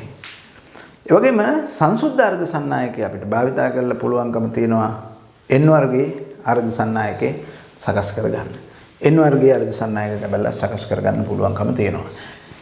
N වර්ගයේ අර්ධසන්නායකයක් සකස් කරගන්නකොට අපි කරන්නේ ආසනික් වගේ පස්වෙනි කාණ්ඩයේ මූලද්‍රව්‍යයකින් මාත්‍රණය කරන එක. ආසනික් වගේ පස්වෙනි කාණ්ඩයේ මූලද්‍රව්‍යයකින් මාත්‍රණය කරලා N වර්ගයේ අර්ධසන්නායකයක් සකස් කර ගන්නවා. දැන් බලන්නකෝ මෙහෙම ආසනික් කියන එකේ ඒක පස්වෙනි කාණ්ඩයේ මූලද්‍රව්‍යයක් නිසා ආසනික් වල අවසාන කවචයේ තියෙනවා ඉලෙක්ට්‍රෝන 5ක්. ආසනික් වල අවසාන කවචයේ ඉලෙක්ට්‍රෝන 5ක් තියෙනවා. එතකොට මේ ඉලෙක්ට්‍රෝන 5න් 4ක් ආසනික් පරමාණුවට පුළුවන් යොදා ගන්න මේ අවට තියෙන සිලිකන් පරමාණු 4ක් සමග සහසංයෝජ බන්ධන සකස් කර ගැනීම සඳහා ආසනික් පරමාණුව එයාගේ අවසාන කවචයේ තියෙන ඉලෙක්ට්‍රෝන 5න් 4ක් යොදාගෙන ඒක වටේට තියෙන තවත් සිලිකන් පරමාණු 4ක් සමග සහසංයෝජ බන්ධන හදාගන්න. මොකද මේ දැන් අපි මේ පාවිච්චි කරන්නේ මේ අර්ධසන්නායක ස්පටිකයක් නේ. ඒකේ තියෙන්නේ සහසංයෝජ බන්ධන. පරමාණු අතරේ තියෙන්නේ සහසංයෝජ බන්ධන. ඉතින් මේකට ආසනික් පරමාණුවක් මාත්‍රණය කරපුවාම ඒ තියෙන සහසංයෝජ බන්ධන ස්පටික දැලිසටම තමයි මේ ආසනික පරමාණුවත් ඇතුල් වෙන්නේ. එතකොට මේ බන්ධනවල ස්වභාවය වෙනස් කරන්න පුළුවන් කමක් නැහැ මේ ආසනික පරමාණුවට. ආසනික පරමාණුවට පුළුවන් එතෙන්ට ඇතුල් වෙලා තමන්ගේ තියෙන ඉලෙක්ට්‍රෝන 4ක් පාවිච්චි කරලා අවට සිලිකන් පරමාණු 4ක් සමග සහසංයෝජ බන්ධන හදාගන්න. ඉතින් එහෙම එයා හදාගත්තට පස්සේ එයා ගාව ඉතුරු වෙනවා තව වැඩිපුර ඉලෙක්ට්‍රෝනයක්. ඉතින් අත් වශයෙන්ම එයාට ඒක තියාගන්න බෑ. මොකද එයා බන්ධන හදාගත්තට පස්සේ වැඩිපුර ඉලෙක්ට්‍රෝනයක් තියෙනවා නම් ඒක තියාගන්න පුළුවන් කමක් නැහැ. ඔය මිනිස්සු තියාගන්නවා වගේ එහෙම තියන්න බෑ. තමන්ගේ වුණා ප්‍රමාණය භාවිතා කළාට පස්සේ වැඩිපුර තියෙනවා නම් මිනිස්සු මේක තියාගන්නවනේ හදිස්සියට ගන්න කියලා. දැන් මෙයා එහෙම තියාගන්නේ නැහැ. මේ සබහාදහමේ එහෙම එකක් නැහැ. එහෙම දෙයක් නැහැ සබහාදහමේ. ඒක අවශ්‍යතාවය සඳහා පාවිච්චි කරා එච්චරයි. එතකොට වැඩිපුර තියෙන ඉලෙක්ට්‍රෝනය මෙයා ඔහම එයාට තියාගන්න බෑ. එයා අතහැරලා දානවා ඒක. ඒක එයාගේ බන්ධනෙන් එයාගේ ආකර්ෂණයෙන් එයා නිදහස් කරනවා. ඒකට ඉලෙක්ට්‍රෝනයට පුළුවන් නිදහස් වෙන්න. ඉතින් අපි කියනවා එහෙම ඉලෙක්ට්‍රෝනයක්. ඒක මුක්ත ඉලෙක්ට්‍රෝනයක් බවට පත් වෙනවා. මුක්ත ඉලෙක්ට්‍රෝනයක් බවට ඒකපත් වෙනවා. නිදහස් ඉලෙක්ට්‍රෝනයක් බවට පත් වෙනවා. දැන් ඉතින් මේ කියන මේ මුක්ත ඉලෙක්ට්‍රෝනය ඇති වෙන්නේ දැනටමත් අර සිලිකන් ස්පටිකයේ තුල තියෙන ඉලෙක්ට්‍රෝන සහ කුහර සංඛ්‍යාවට අමතරව. එතකොට දැන්ට ඉලෙක්ට්‍රෝන සහ කුහර සමාන ප්‍රමාණයේ බැගින් තියෙනවා සිලිකන් ස්පටිකයේ තුල මේ ආසනික පරමාණුව මාත්‍රණය කරාට පස්සේ වැඩිපුර ඉලෙක්ට්‍රෝනයක් ලැබෙනවා. මේ අනුව දැන් ඉලෙක්ට්‍රෝන සංඛ්‍යාව එකකින් වැඩි වෙනවා කුහර සංඛ්‍යාවට වඩා. ඉතින් මේ විදිහට ආසනික පරමාණු මාත්‍රණය කරන්න නැත්නම් මේ මාත්‍රණය කරන ආසනික පරමාණු සංඛ්‍යාව වැඩි වෙන්න ඊට අනුරූපව නිදහස් වෙන ඉලෙක්ට්‍රෝන ප්‍රමාණය අමතරව ඇති වෙන ඉලෙක්ට්‍රෝන සංඛ්‍යාවත් එන්න වැඩි වෙනවා. ඉලෙක්ට්‍රෝන අපි ආසනික පරමාණු 1000ක් මාත්‍රණය කරා නම් අමතර ඉලෙක්ට්‍රෝන 1000ක් ඇති වෙනවා. මිලියනයක් මාත්‍රණය කරා නම් මිලියනයක් ඇති වෙනවා. බිලියනයක් මාත්‍රණය කරා නම් බිලියනයක් ඇති වෙනවා. ඒ විදිහට වැඩිපුර ඉලෙක්ට්‍රෝන ප්‍රමාණයක් ලැබෙනවා කුහර සංඛ්‍යාවට වඩා. අපි කියන්නේ මේ එතකොට මේ වගේ මාත්‍රණය කරපු අර්ධසන්නායක කැබැල්ලක බහුතර වාහකයේ ඉලෙක්ට්‍රෝන බවට පත් වෙනවා. ඉලෙක්ට්‍රෝන බහුතර වාහකයේ බවට පත් වෙනවා. Ne කියන එක විශාලයි NH වෙනවා. කුහර සංඛ්‍යාවට වඩා ඉලෙක්ට්‍රෝන සංඛ්‍යාව වැඩි වෙනවා. ඉතින් මේ වගේ මේ ඉලෙක්ට්‍රෝන බහුතර වාහකයේ බවට පත් වුනහම ඒ වගේ අර්ධසන්නායක කැබැල්ලක් ස්පටිකයක් අපි හඳුන්වන්නේ N වර්ගයේ ස්පටිකයක් කියලා. N වර්ගයේ අර්ධසන්නායක කැබැල්ලක් විදිහට තමයි අපි ඒක හඳුන්වන්නේ. ඉතින් N වර්ගයේ අර්ධසන්නායක කැබැල්ලක් අපිට නිරූපණය කරන්න පුළුවන් මෙන්න මෙහෙම. මේක හොඳට ළමයි තේරුම් ගන්න ඕනේ මේ කරන්නේ නිරූපණයක් කියලා. එහෙම නැතුව මේ නිරූපණයේදී මම මේ තිත් මගින් දක්වන්නේ ඒ තියෙන බහුතර වාහක කියන්නේ නිදහස් ඉලෙක්ට්‍රෝන. N වර්ගයේ කැබැල්ලක් ඇතුලේ තියෙන බහුතර වාහකය කියලා කියන්නේ නිදහස් ඉලෙක්ට්‍රෝන. එතකොට ඒ බහුතර වාහක තමයි මම මේ නිරූපණය කරන්නේ. අත් වශයෙන්ම මේක නිරූපණයක්. නිරූපණයක් නැත්නම් එහෙම නැතුව මේ N වර්ගයේ අර්ධසන්නායක කැබැල්ලක් ඇතුලේ මේ විදිහට පිළිවෙලට ඉලෙක්ට්‍රෝන ටික ඕම තියනවා කියන අදහස නෙමෙයි මේ කියන්නේ. මේක නිරූපණයක් මේ කරලා තියෙන්නේ. ඒතර මෙන්න මේ විදිහට අපිට දක්වන්න පුළුවන් N වර්ගයේ අර්ධසන්නායක කැබැල්ල. ඉතින් අපිට දැන් ඔන්න අර සබහාදහමේම තිබිච්ච දේ අපි ඒ විදිහටම පාවිච්චි කළා නම් එතන දෙයක් අපිට කරන්න හම්බ වෙන්නේ නැහැ. මොකද කරන්න තියෙන දේවල් ටික ඔක්කොම සබහාදහමේ කෙරෙලා තියෙන්නේ. අපි ඒක වෙනස් කරොත් තමයි අපිට ඕන විදිහට වෙනස් කරගෙන අපිට ඕන දෙයක් කරන්න පුළුවන් වෙන්නේ. හැබැයි ඉතින් තේරුම් ගන්න ඕන මේවායේ සීමාවක් තියෙනවා කියන එක. සබහාදහම කියන එක අපිට ඕන හැටියටම වෙනස් කරන්න බෑ කියන එක මිනිස්සු තේරුම් ගන්න ඕන. සබහාදහමේ පොඩි වෙනස්කම් කරන්න පුළුවන්, සුළු වෙනස්කම් කරන්න පුළුවන්. ඒක සබහාදහමට දැනෙන්නේ නැතුව කරන්න ඕන. දැනෙන තරමට කරන්න හොඳ නැහැ. දැනෙන තරමට කරන්න ගියොත් ඒකට ප්‍රතිවිරෝධතාවය ස්වභාව ධර්මයෙන් ඇති වෙනවා. හොඳයි අපි බලමු pn සංදියක් හදාගන්නේ කොහොමද කියලා. p වර්ගයේ අර්ධ සන්නායක කැබැල්ලකුත් n වර්ගයේ අර්ධ සන්නායක කැබැල්ලකුත් එකිනෙක සංදි කිරීමෙන් අපිට මේ pn සංදියක් සකස් කරගන්න පුළුවන්. ඉතින් අපි සෛද්ධාන්තිකව කියන්නේ p වර්ගයේ අර්ධ සන්නායක කැබැල්ලකුයි n වර්ගයේ අර්ධ සන්නායක කැබැල්ලකුයි මෙහෙම සංදි කරලා ඉවර වෙලා pn සංදියක් හදා ගන්නවා කියලා. නමුත් ප්‍රායෝගිකව ගත්තාම ඒ pn සංදිය හැදෙන විදියට මාත්‍රණය කිරීම තමයි සිද්ධ වෙන්නේ. අර්ධ සන්නායක කැබැල්ලක් අරගෙන pn සංදියක් හැදෙන විදියට දෙපැත්ත මාත්‍රණය කිරීම තමයි සිද්ධ වෙන්නේ. ඉතින් ඒක සියුම්ම මාත්‍රණය කරන්න ඕනේ. ඒක තාක්ෂණික ක්‍රියාවලියක්. එතකොට මේ ඊටාම කුඩාවට අපිට pn සංදයක් හදන්න පුළුවන්. නමුත් අපි මේ සෛද්ධාන්තිකව සාකච්ඡා කරන්නේ pn සංදයක් හදනකොට p වර්ගයේ අර්ධ සන්නායක කැබැල්ලක් සහ n වර්ගයේ අර්ධ සන්නායක කැබැල්ලක් අරගෙන සංදි කිරීමෙන් මේක හදනවා කියලා. ඉතින් අවසානයේ එහෙම කළා වගේ තමයි. නමුත් ප්‍රායෝගිකව එහෙම සංදි කිරීමක් කරන්න බෑ. ප්‍රායෝගිකව කරන්න පුළුවන්. අර මම කලින් කිව්ව විදිහේ මේ අර්ධ සන්නායක කැබැල්ලක් අරගෙන සංදිය හැදෙන විදිහට මාත්‍රණය කරන එක. ඒක තමයි ප්‍රායෝගිකව මේ කරන ක්‍රමය. ඒ සමහර දේවල් එහෙම තමයි ප්‍රායෝගිකව කරන ක්‍රමය සහ සිද්ධාන්තය අතර වෙනස්කම් තියෙන්න පුළුවන්. සිද්ධාන්තය එක විදිහකට කිව්වට ඒ වගේ දේවල් ප්‍රායෝගිකව කරන විදිහ වෙනස් වෙන්න පුළුවන්. සමහර සිද්ධාන්ත දැනගත්තට ප්‍රායෝගිකව කරන්නත් බෑ. ප්‍රායෝගික කියලා කියන්නේ සිද්ධාන්තෙත් නෙමෙයි.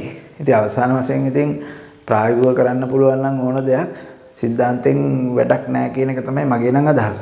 සිද්ධාන්තේ මොකක් වුණක් කමක් නැහැ ප්‍රායෝගිකව කරන්න පුළුවන්. නමුත් මේ භෞතික විද්‍යාවට මේ කතාව කියන්න පුළුවන් කමක් නැහැ. මොකද මේ අපිට තියෙන විෂය නිර්දේශය අපි උගන්වන්න ඕන, ඒක ඉගෙන ගන්න ඕන. භෞතික විද්‍යාව ඉගෙන ගන්නවා කියලා කියන්නේ සිද්ධාන්ත ඉගෙන ගැනීම. සිද්ධාන්ත ඉගෙන ගැනීමකින් තොරව භෞතික විද්‍යාව ඉගෙන ගැනීමක් නැහැ. නමුත් මම කිව්වේ මේ ප්‍රායෝගික ජීවිතයේදී නම් සිද්ධාන්ත අවශ්‍ය නැහැ වැඩක් කරන්න පුළුවන් නම්. එච්චරයි. හොඳයි දැන් මේ p වර්ගයේ අර්ධ සන්නායක කැබැල්ල. මෙන්න මෙහෙම. මම ගන්නම් ඔය වගේ p වර්ගයේ අර්ධ සන්නායක කැබැල්ල. p වර්ගයේ අර්ධ සන්නායක කැබැල්ලක තියෙන බහුතර වාහක කුහර. එතකොට මේ වගේ p වර්ගයේ අර්ධ සන්නායක කැබැල්ලක් සහ n වර්ගයේ අර්ධ සන්නායක කැබැල්ලක් අපි හිතමු මෙහෙම සංදි කරනවා. හරි. මම මේ දෙපැත්ත මෙහෙම මේ සංදිය ඔය සංදි කරනවා. මේ පැත්තේ තියෙන p වර්ගයේ අර්ධ සන්නායක කැබැල්ල. p වර්ගයේ අර්ධ සන්නායක කැබැල්ල තියෙන්නේ බහුතර වාහකය කුහර. p වර්ගයේ අර්ධ සන්නායක කැබැල්ලක බහුතර වාහකය වෙන්නේ කුහර. මම මේ කුහර තමයි මේ විදිහට මේ නිරූපණය කරන්නේ. ඉතින් මේ පැත්තේ n වර්ගයේ අර්ධ සන්නායක කැබැල්ල තියෙන්නේ. n වර්ගයේ අර්ධ සන්නායකයක බහුතර වාහකය ඉලෙක්ට්‍රෝන. බහුතර වාහකය ඉලෙක්ට්‍රෝන. මම මේ නිරූපණය කරන්නේ බහුතර වාහක වන ඉලෙක්ට්‍රෝන. දැන් අත් වශයෙන්ම මේ රූප සටහනක් අපි ඇඳලා තියෙන නිසා මේ පැත්තේ තියෙන මේ කුහර සහ මේ පැත්තේ තියෙන මේ ඉලෙක්ට්‍රෝන බහුතර වාහක වන කුහර සහ මේ පැත්තේ තියෙන බහුතර වාහක වන ඉලෙක්ට්‍රෝන මේ සංදි අසල මෙහෙම තියෙනවා කියලා රූපය ඇඳලා තියෙන හින්දා තියෙනවා.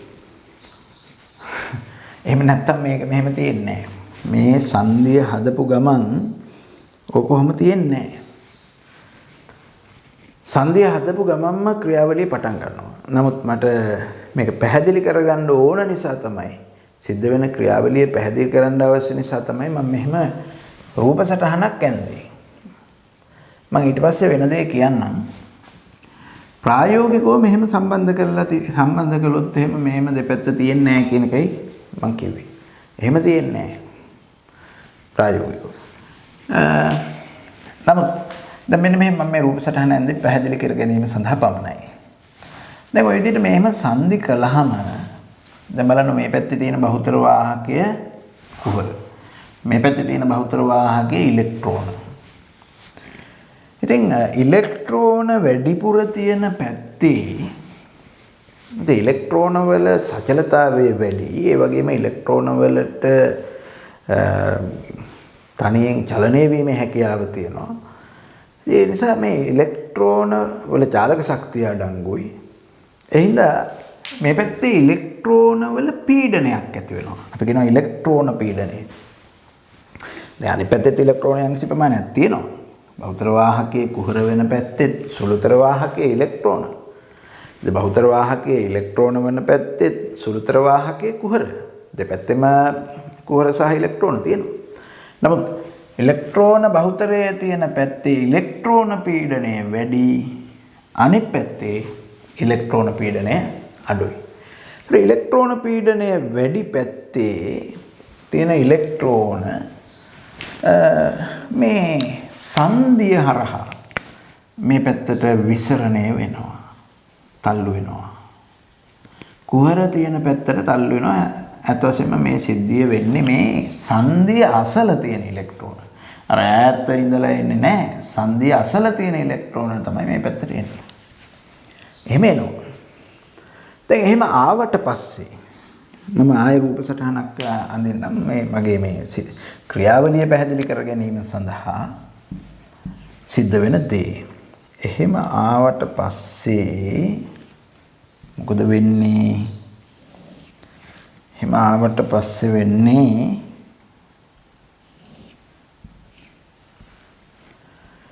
මොකද්ද වෙන්නේ? මෙන්න බලන්න වෙන දේ. දැන් මෙන්න මේ සංදිය අසල මේ පැත්තේ දැන් ඒ පැත්තේ ඉඳලා ඉලෙක්ට්‍රෝන ඇවිල්ලා එතන අර තියෙන බහුතර වාහක වන කුහර සමග ප්‍රතිසංයෝජනය වුණාට පස්සේ සංදිය අසල ඉතුරු වෙනවා සුළුතර වාහක. ඒ සුළුතර වාහක වල ආරෝපණය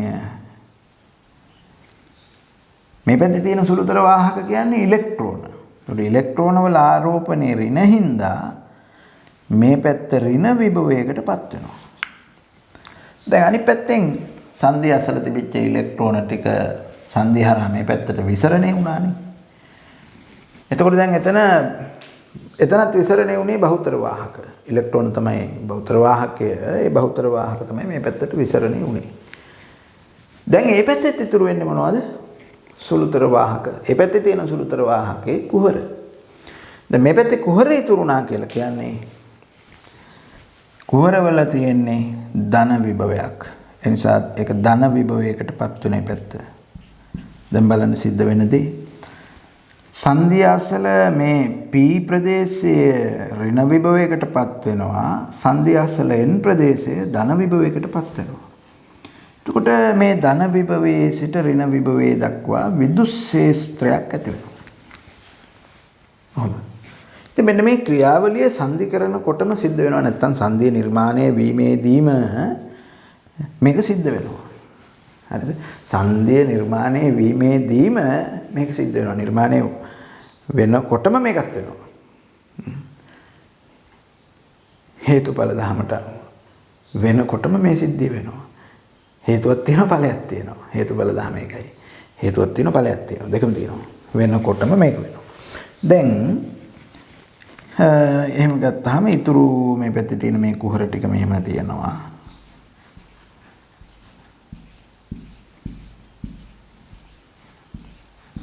මම මේ නිරූපණය කිරීමක් කරන්නේ මේ පැත්තේ ඉලෙක්ට්‍රෝන ඔහොම තියෙනවා.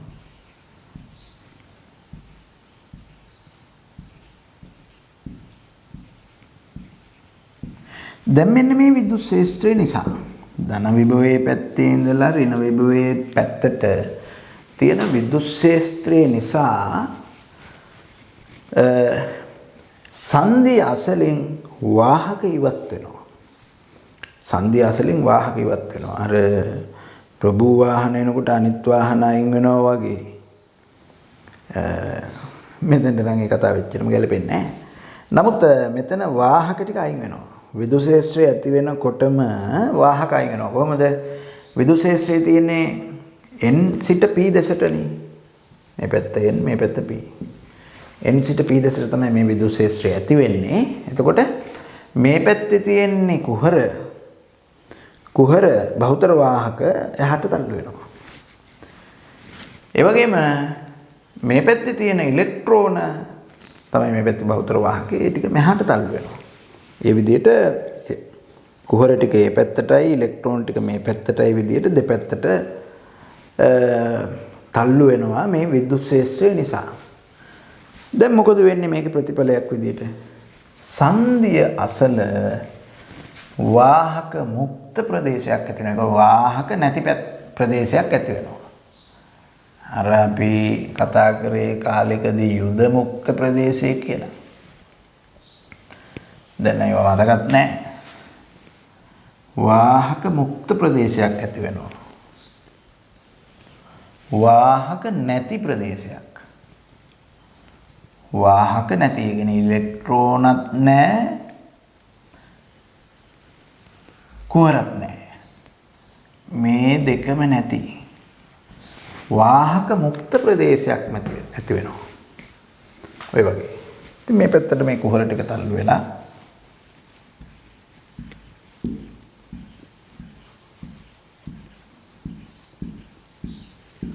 අනිත් පැත්තට ඉලෙක්ට්‍රෝන ටික තල්ලු වෙනවා.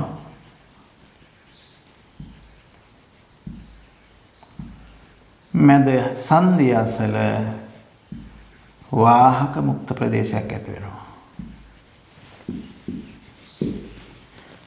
මේ විද්‍යුත් ක්ෂේත්‍රය නිසා.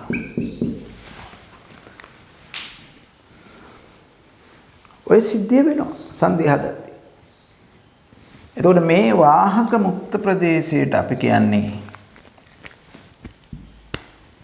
ආයත ප්‍රදේශය. ආයත ප්‍රදේශය. එහෙම නැත්නම් හීන ස්තරය. හීන ස්තරය කියලා කියනවා. ඉතින් මෙන්න මේ වගේ මේ ක්‍රියාවලියට ලක් වෙනවා සංධිය අසල. ඉතින් එහෙම ගත්තාම මේ සංධිය නිකන් සංධියක් නෙමෙයි. යම්කිසි ක්‍රියාවලියකට ලක් වෙලා තියෙන සංධියක්. මේ සංධියේ ක්‍රියාවලියක් තියෙනවා. මේ සංධියේ ක්‍රියාවලියක් තියෙනවා. විද්‍යුත් ක්ෂේත්‍රයක් තියෙනවා.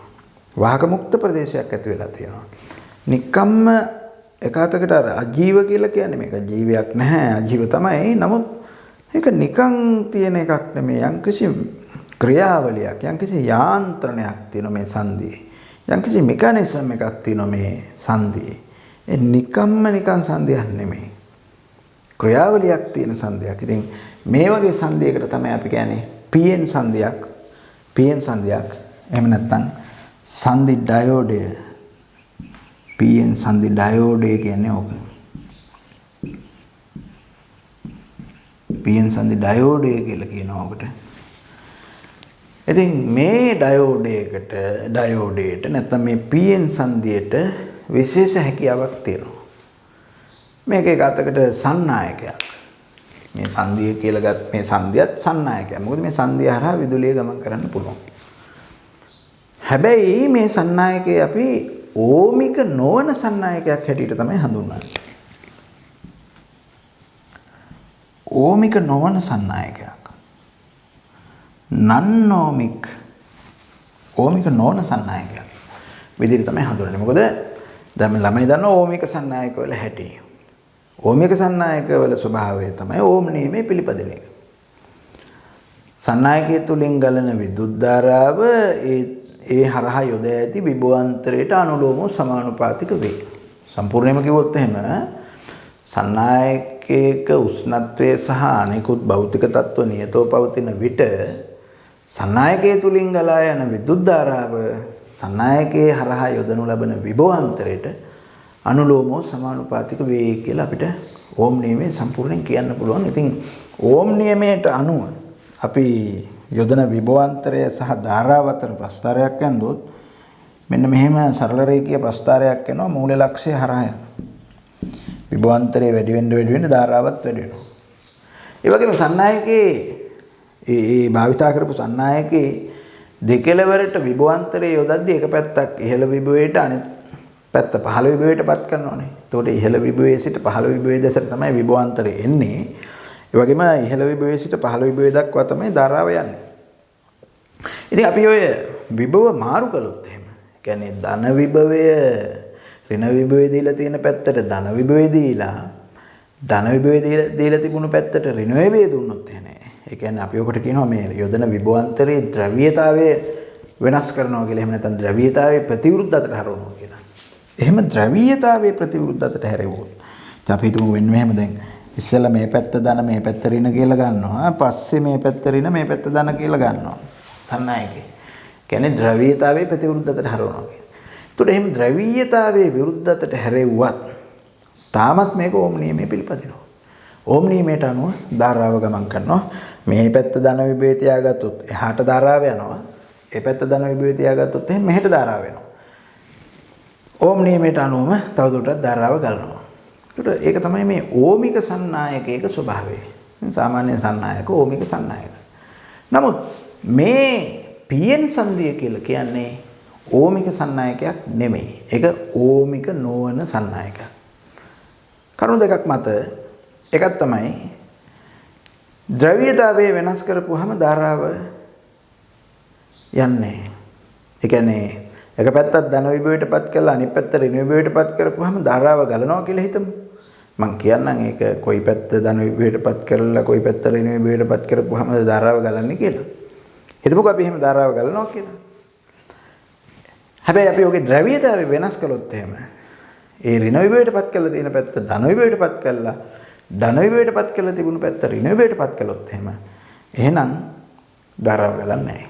ඒක එක කාරණයක්. එතකොට එක පැත්තකට විතරයි ධාරාව ගලන්නේ. ඒ කියන්නේ මේ වගේ PN සංදි ඩයෝඩ් එකක් කපාටයක් හැටියට ක්‍රියා කරනවා. එක පැත්තකට ධාරාව ගලන්න ඉඩ දෙනවා. අනිත් පැත්තට ධාරාව ගලා යන්න ඉඩ දෙන්නේ නැහැ. ඒක එකක්. අනිත් කාරණේ තමයි ධාරාව ගලන පැත්තට උනත් විභවාන්තරය යම්කිසි මට්ටමකට වඩා වැඩි වුණාම තමයි ධාරාව ගලන්න පටන් ගන්නේ. එතකන් සැලකිය යුතු විදිහට ධාරාව ගලන්නේ නැහැ. දැන් ඕමික සන්නායකයක එහෙම නෙමෙයිනේ. කුඩා විභවාන්තරයක් එදුවහම කුඩා ධාරාවක් ගලනවා. විභවාන්තරය වැඩි කරනකොට ගලන ධාරාව වැඩි වෙනවා. අර යොදන ලද විභවාන්තරයට අනුලෝම සමානුපාතික වෙන විදිහට ගලන ධාරාව වැඩි වෙනවා. නමුත් මේක එහෙම නෙමෙයි. කුඩා විභවාන්තරයක් යොදවුවාම ධාරාව ගලන්නේ නැහැ. විභවාන්තරයේ සුළු ප්‍රමාණයකින් වැඩි කළත් සමහර විට ධාරාව ගලන්නේ නැහැ. නමුත් එක්තරා විභවාන්තරයකට ආවට පස්සේ ධාරාව ගලන්න පටන් ගන්නවා. තවදුරටත් අපිට ඒ හරහා විභවාන්තරය වැඩි කරන්න බෑ. අපි වැඩි කළත් ඒ සංදි හරහා විභවාන්තරය වැඩි වෙන්නේ නැහැ. නමුත් ධාරාව වැඩි වෙනවා. ඒක ටිකක් අර ඕම් නියමයෙන් කියන කාරණේ නෙමෙයිට වඩා වෙනස්. ඒ නිසා ඕම් නියමයට අනුව මේ වගේ මේ PN සංදියක් හැසිරෙන්නේ නැහැ. ඒ නිසා තමයි අපි ඒකට ඕමික නොවන සන්නායකයක් කියලා කියන්නේ. ඉතින් අපි මේ ගැන අධ්‍යයනය කරමු මේ PN සංදිය නැත්නම් PN සංදි ඩයෝඩ් ගැන. එක පැත්තකට ධාරාව ගන්න ගෙනියන්න ඉඩ සලසනවා, අනිත් පැත්තට ධාරාව ගෙනියන්න ඉඩ සලසන්නේ නැහැ. ඒ වගේම ඒ ධාරාවේ විචලනයත් විභවාන්තරයේ සමග සංධිය හරහා යොදන ලබන ධාරාවේ සංධිය හරහා යොදන විභවාන්තරය සමග ධාරාවේ සිදුවන විචලනයත් වෙනස්. ඕමික සන්නායකයක වගේ නෙමෙයි. ඉතින් අපි මේ පිළිබඳව සාකච්ඡා කරමු. මේ ධාරාව ගලන සහ නොගලන අවස්ථා දෙකේදී කොහොමද සංධිය හරහා යොදන ලද විභවාන්තරයේ සමග ධාරාවේ විචලනය සිද්ධ වෙන්නේ කියලා. ඉතින් ඒක අපිට ඉතාම වැදගත් වෙනවා ඩයෝඩයක් භාවිතා කිරීමේදී. හොඳයි අපි සාකච්ඡා කළා PN සංදිය ගැන. PN සංදිය P වර්ගයේ අර්ධ සන්නායක කැබැල්ලක් සහ N වර්ගයේ අර්ධ සන්නායක කැබැල්ලක් සංදි කිරීමෙන් PN සංදිය සකස් කර ගන්නවා කියලායි අපි කිව්වේ. එතකොට නමුත් සෛද්ධාන්තික වශයෙන් ඒක එහෙම කිව්වට ප්‍රායෝගිකව ගත්තම සිද්ධ වෙන්නේ මොකද්ද? අර්ධ සන්නායක කැබැල්ලක් සංසුද්ධ අර්ධ සන්නායකයක් අරගෙන සංසුද්ධ අර්ධ සන්නායක කැබැල්ලක් අරගෙන එක ප්‍රදේශයක් P වර්ගයේ වෙන විදියටත් අනිත් ප්‍රදේශයේ N වර්ගයේ වෙන විදියටත් මාත්‍රණය කරලා PN සංදිය නිපදවා ගන්න එක තමයි ප්‍රායෝගිකව සිද්ධ වෙන්නේ. ඉතින් මේම හදාගන්න PN සංදිය අපි කියනවා PN සංදි ඩයෝඩයක් කියලා. එතකොට ඒ PN සංදි ඩයෝඩයක සංදියේ ක්‍රියාකාරීත්වය පිළිබඳව අපි සාකච්ඡා කළා. N වර්ගයේ අර්ධ සන්නායක කැබැල්ලේ ඉඳලා අර්ධ සන්නායක ප්‍රදේශයේ ඉඳලා P වර්ගයේ අර්ධ සන්නායක ප්‍රදේශයේ දක්වා විදුස් ශේෂ්ත්‍රයක් ඇති වෙනවා කියලා අපි කිව්වා. ඒ ඇති වෙන විදුස් ශේෂ්ත්‍රය නිසා මේ සංධිය අසල වාහක හීන ප්‍රදේශයක්, වාහක මුක්ත ප්‍රදේශයක් ඇති වෙනවා. අපි ඒකට තමයි හීන ස්තරය කියලා කිව්වේ, නැත්නම් හායිත ප්‍රදේශය කියලා කිව්වේ. එතකොට මේ පැත්තේ තියෙන්නේ P වර්ගයේ අර්ධ සන්නායක කැබැල්ල, නැත්නම් P වර්ගයේ අර්ධ සන්නායක ප්‍රදේශය. P වර්ගයේ වුණොත් එහෙම මොනවද තියෙන්නේ? P වර්ගයේ නම් තියෙන්නේ කුහරනේ. P වර්ගයේ ප්‍රදේශයේ කුහර තියෙන්නේ. එතකොට මේ පැත්තේ P වර්ගයේ ප්‍රදේශය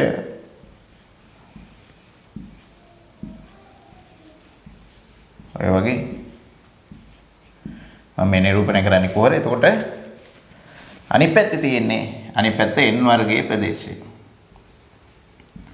මේ පැත්තේ බහුතර වාහකය ඉලෙක්ට්‍රෝන නිසා තමයි මම මේ විදියට ඉලෙක්ට්‍රෝන නිරූපණය කරන්නේ. හොඳයි, දැන් ඔන්න ඔය සංධිය ඇති වෙන ක්‍රියාකාරීත්වය නිසා තමයි මම කිව්වේ අපි සාකච්ඡා කළේ මේ PN සංධිය කියන එකේ වටිනාකම තියෙන්නේ. PN සංධියේ වැදගත්කම තියෙන්නේ මේ සංධිය ඇති වෙන ක්‍රියාකාරීත්වයෙන් හින්දා. එතකොට දැන් අපි බලන්නේ මේ සංධිය හරහා යොදන විභවාන්තරය අනුව සංධිය හරහා ගලන ධාරාව විචලනය වෙන්නේ කොහොමද කියන එක. ඉතින් දෙයාකාරයකට මේ සංධිය හරහා විභවාන්තරය යොදන්න පුළුවන්. එකක් තමයි මේ P ප්‍රදේශයට ධන විභවය සහ N ප්‍රදේශයට ඍණ විභවය ලැබෙන විදිහට සංධිය හරහා විභවාන්තරය යොදන්න පුළුවන්. ඒ වගේම N ප්‍රදේශයට ධන විභවය සහ P ප්‍රදේශයට ඍණ විභවය ලැබෙන විදිහට සංධිය හරහා විභවාන්තරය යොදන්න පුළුවන්. එතකොට ඒ යොදන ආකාරය අනුව සංධිය හරහා ධාරාව ගලනවද නැද්ද කියන එක තීරණය වෙනවා. එක අතකට ධාරාව ගලනවා, අනිත් අතට ධාරාව ගලන්නේ නැහැ. එතකොට සංධිය හරහා ධාරාවක් ගලන්නේ නැති විදියට, ගලා නොයන විදියට අපි සංධිය හරහා විභවාන්තරයක් යෙදුවොත් එහෙම ඒ අවස්ථාව අපි සලකන්නේ සංධියේ පසු නැඹුරු අවස්ථාව කියලා. ඩයෝඩ් එකේ පසු නැඹුරු අවස්ථාව. ඉතින් මෙන්න මේ සංධිය මම කොහොම මේක සංධි ඩයෝඩයක් කියලා. ඉතින් ඔකට පරිපත සංකේතයකුත් තියෙනවා. පරිපත සංකේතය මෙන්න මෙහෙමයි. මෙන්න මේ විදිහට තමයි අපි ඒ දක්වන්නේ ඩයෝඩ් එකේ පරිපත සංකේතය. මේ සාමාන්‍ය ඩයෝඩ් එකක පරිපත සංකේතය. මේ P පැත්ත, මේ පැත්ත N. ඔක තමයි පරිපත සංකේතය. ඉතින් දැන් අපි බලමු මේකේ පසු නැඹුරු අවස්ථාව. ඩයෝඩයේ පසු නැඹුරු අවස්ථාවේදී ඩයෝඩයේ තුලින් ධාරාවක් ගලන්නේ නැහැ. පසු නැඹුරුවේදී ඩයෝඩයේ තුලින් ධාරාවක් ගලන්නේ නැහැ. සංධිය හරහා ධාරාවක් ගලන්නේ නැහැ. සාමාන්‍යයෙන් ගලන්නේ නැහැ. එතකොට පසු නැඹුරුවට එන විදියට දැන් පසු නැඹුරු අවස්ථාව ලැබෙන්නේ N ප්‍රදේශයට ධන විභවය සහ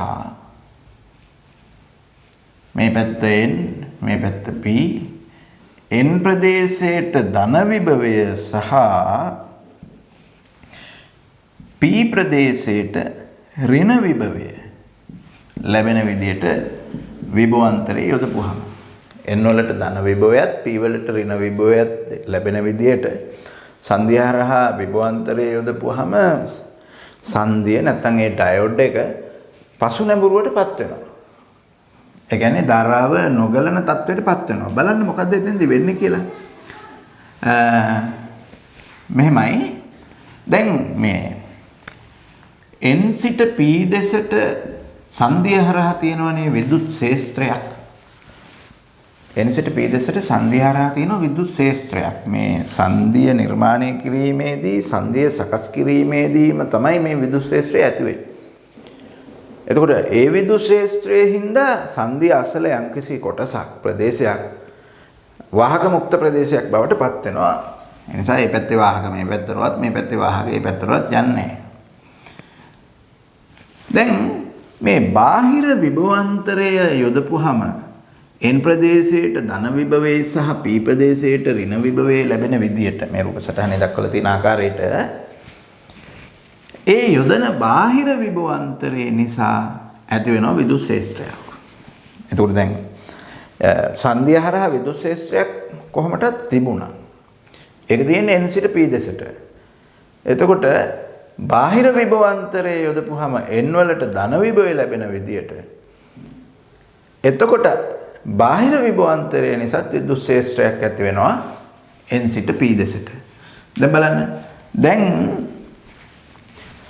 මම ගත්තොත් මෙතන මම මේ ගත්තේ කලින් සංධිය හරහා තිබිච්ච විදුලි ශේෂ්ත්‍රයේ E කියලා. දැන් බාහිර විභවාන්තරය නිසා විදුලි ශේෂ්ත්‍රයක් ඇති වෙනවා. තිබුණු විදුලි ශේෂ්ත්‍රය E බාහිර විභවාන්තරය නිසා විදුලි ශේෂ්ත්‍රයක් ඇති වෙනවා. ඒක E'.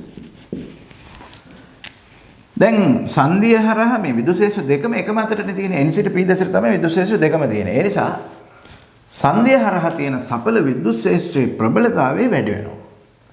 මොකද බාහිර විදුලි ශේෂ්ත්‍රය බාහිර විභවාන්තරයේ මගින් ඇතිවෙච්ච විදුලි ශේෂ්ත්‍රය සහ සංධිය හරහා තිබිච්ච විදුලි ශේෂ්ත්‍රය එකම අතර තියෙන නිසා සඵල විදුලි ශේෂ්ත්‍රය නැත්නම් මේ විදුලි ශේෂ්ත්‍ර දෙකේ සංප්‍රයුක්ත විදුලි ශේෂ්ත්‍රය සංධිය හරහා n සිට p දෙසට ඇති වෙන්නේ ඒ වගේම අර තිබුණු විදුලි ශේෂ්ත්‍රයට වඩා ප්‍රබල විදුලි ශේෂ්ත්‍රයක් බවට ඒකපත් වෙනවා.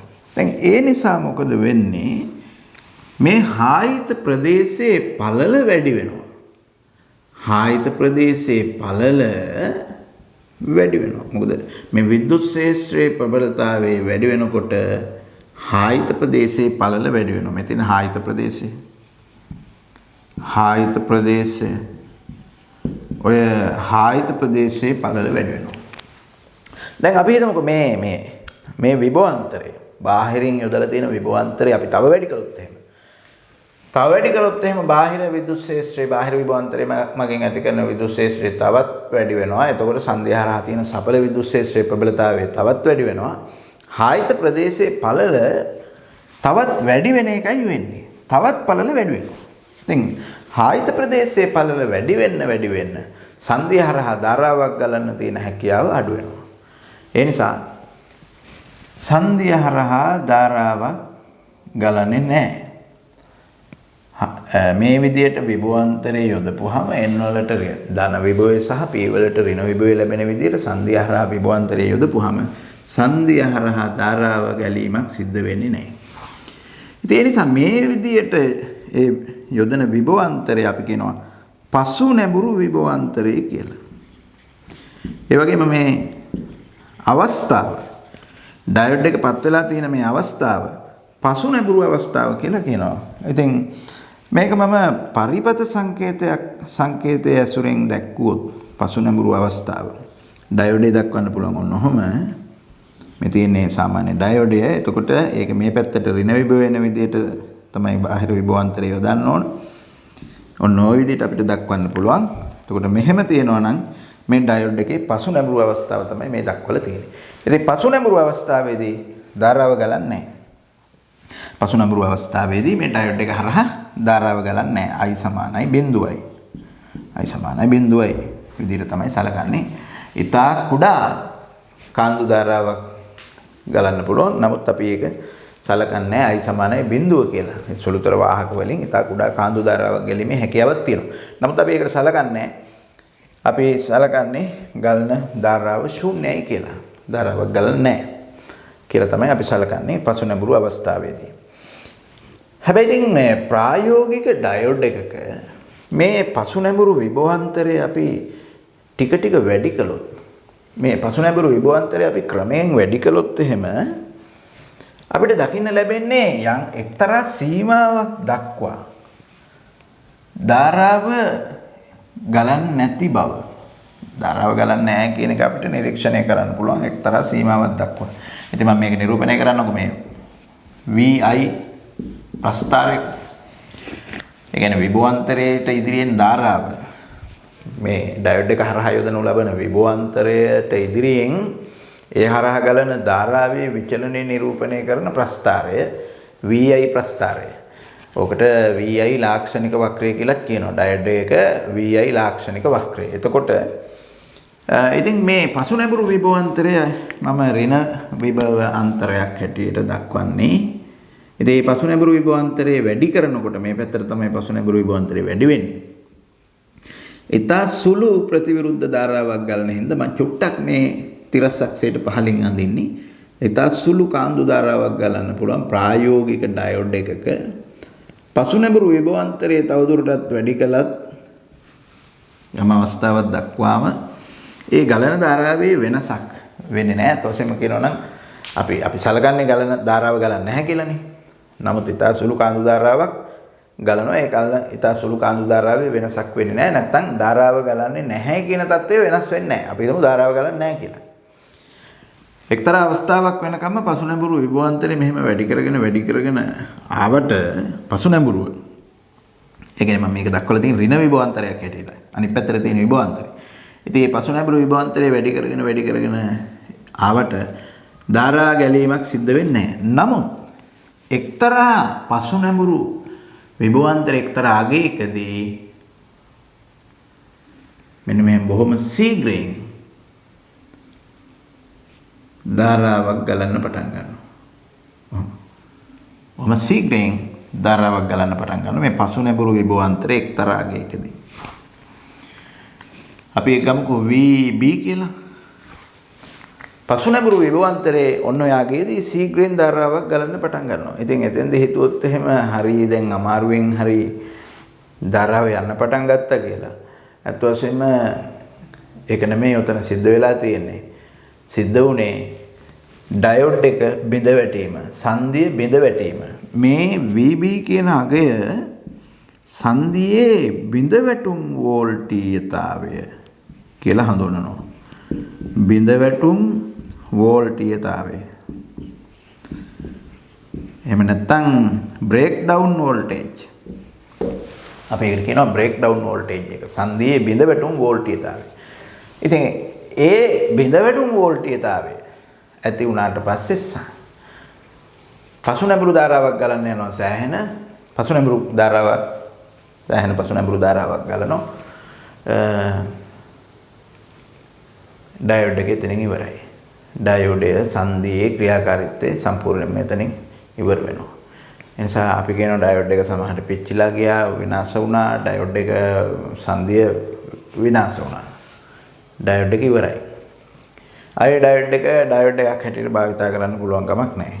ඒ නිසා ඉතින් අපිට මේක මේ VI ප්‍රස්ථාරයක මේ විදිහට දක්වන්න පුළුවන්. අපි කියනවා මේකට මේ VI ලාක්ෂණික වක්‍රය කියලා. පසු නැඹුරු ලාක්ෂණික වක්‍රය. මේ ප්‍රස්ථාරයට කියන්නේ අපි පසු නැඹුරු ලාක්ෂණික වක්‍රය කියලා. පසු නැඹුරු ලාක්ෂණික වක්‍රය. ඩයෝඩ් එකක පසු නැඹුරු විභවාන්තරයේ සමග ඒ පසු නැඹුරු ධාරාවේ විචලනය නිරූපණය කරන ප්‍රස්ථාරය අපි හඳුන්වන්නේ පසු නැඹුරු ලාක්ෂණික වක්‍රය කියලා. හොඳයි, දැන් මේ අපි සාකච්ඡා කරේ පසු නැඹුරු අවස්ථාව. ඒ කියන්නේ n වලට ධන විභවය සහ p වලට ඍණ විභවය ලැබෙන විදියට ඩයෝඩ් එකට විභවාන්තරය යෙදුවහම තමයි අපි පසු නැඹුරුව කියලා කියන්නේ. දැන් ඊළඟට අපි සාකච්ඡා කරමු පෙර නැඹුරු අවස්ථාව. පසු නැඹුරු අවස්ථාවේදී ඩයෝඩ් එක තුලින් ධාරාවක් ගලන්නේ නැහැ. පෙර නැඹුරු අවස්ථාවේදී තමයි ඩයෝඩ් තුලින් ධාරාවක් ගලන්නේ. එතකොට එහෙම ඩයෝඩ් එක තුලින් ධාරාවක් ගලන විදියට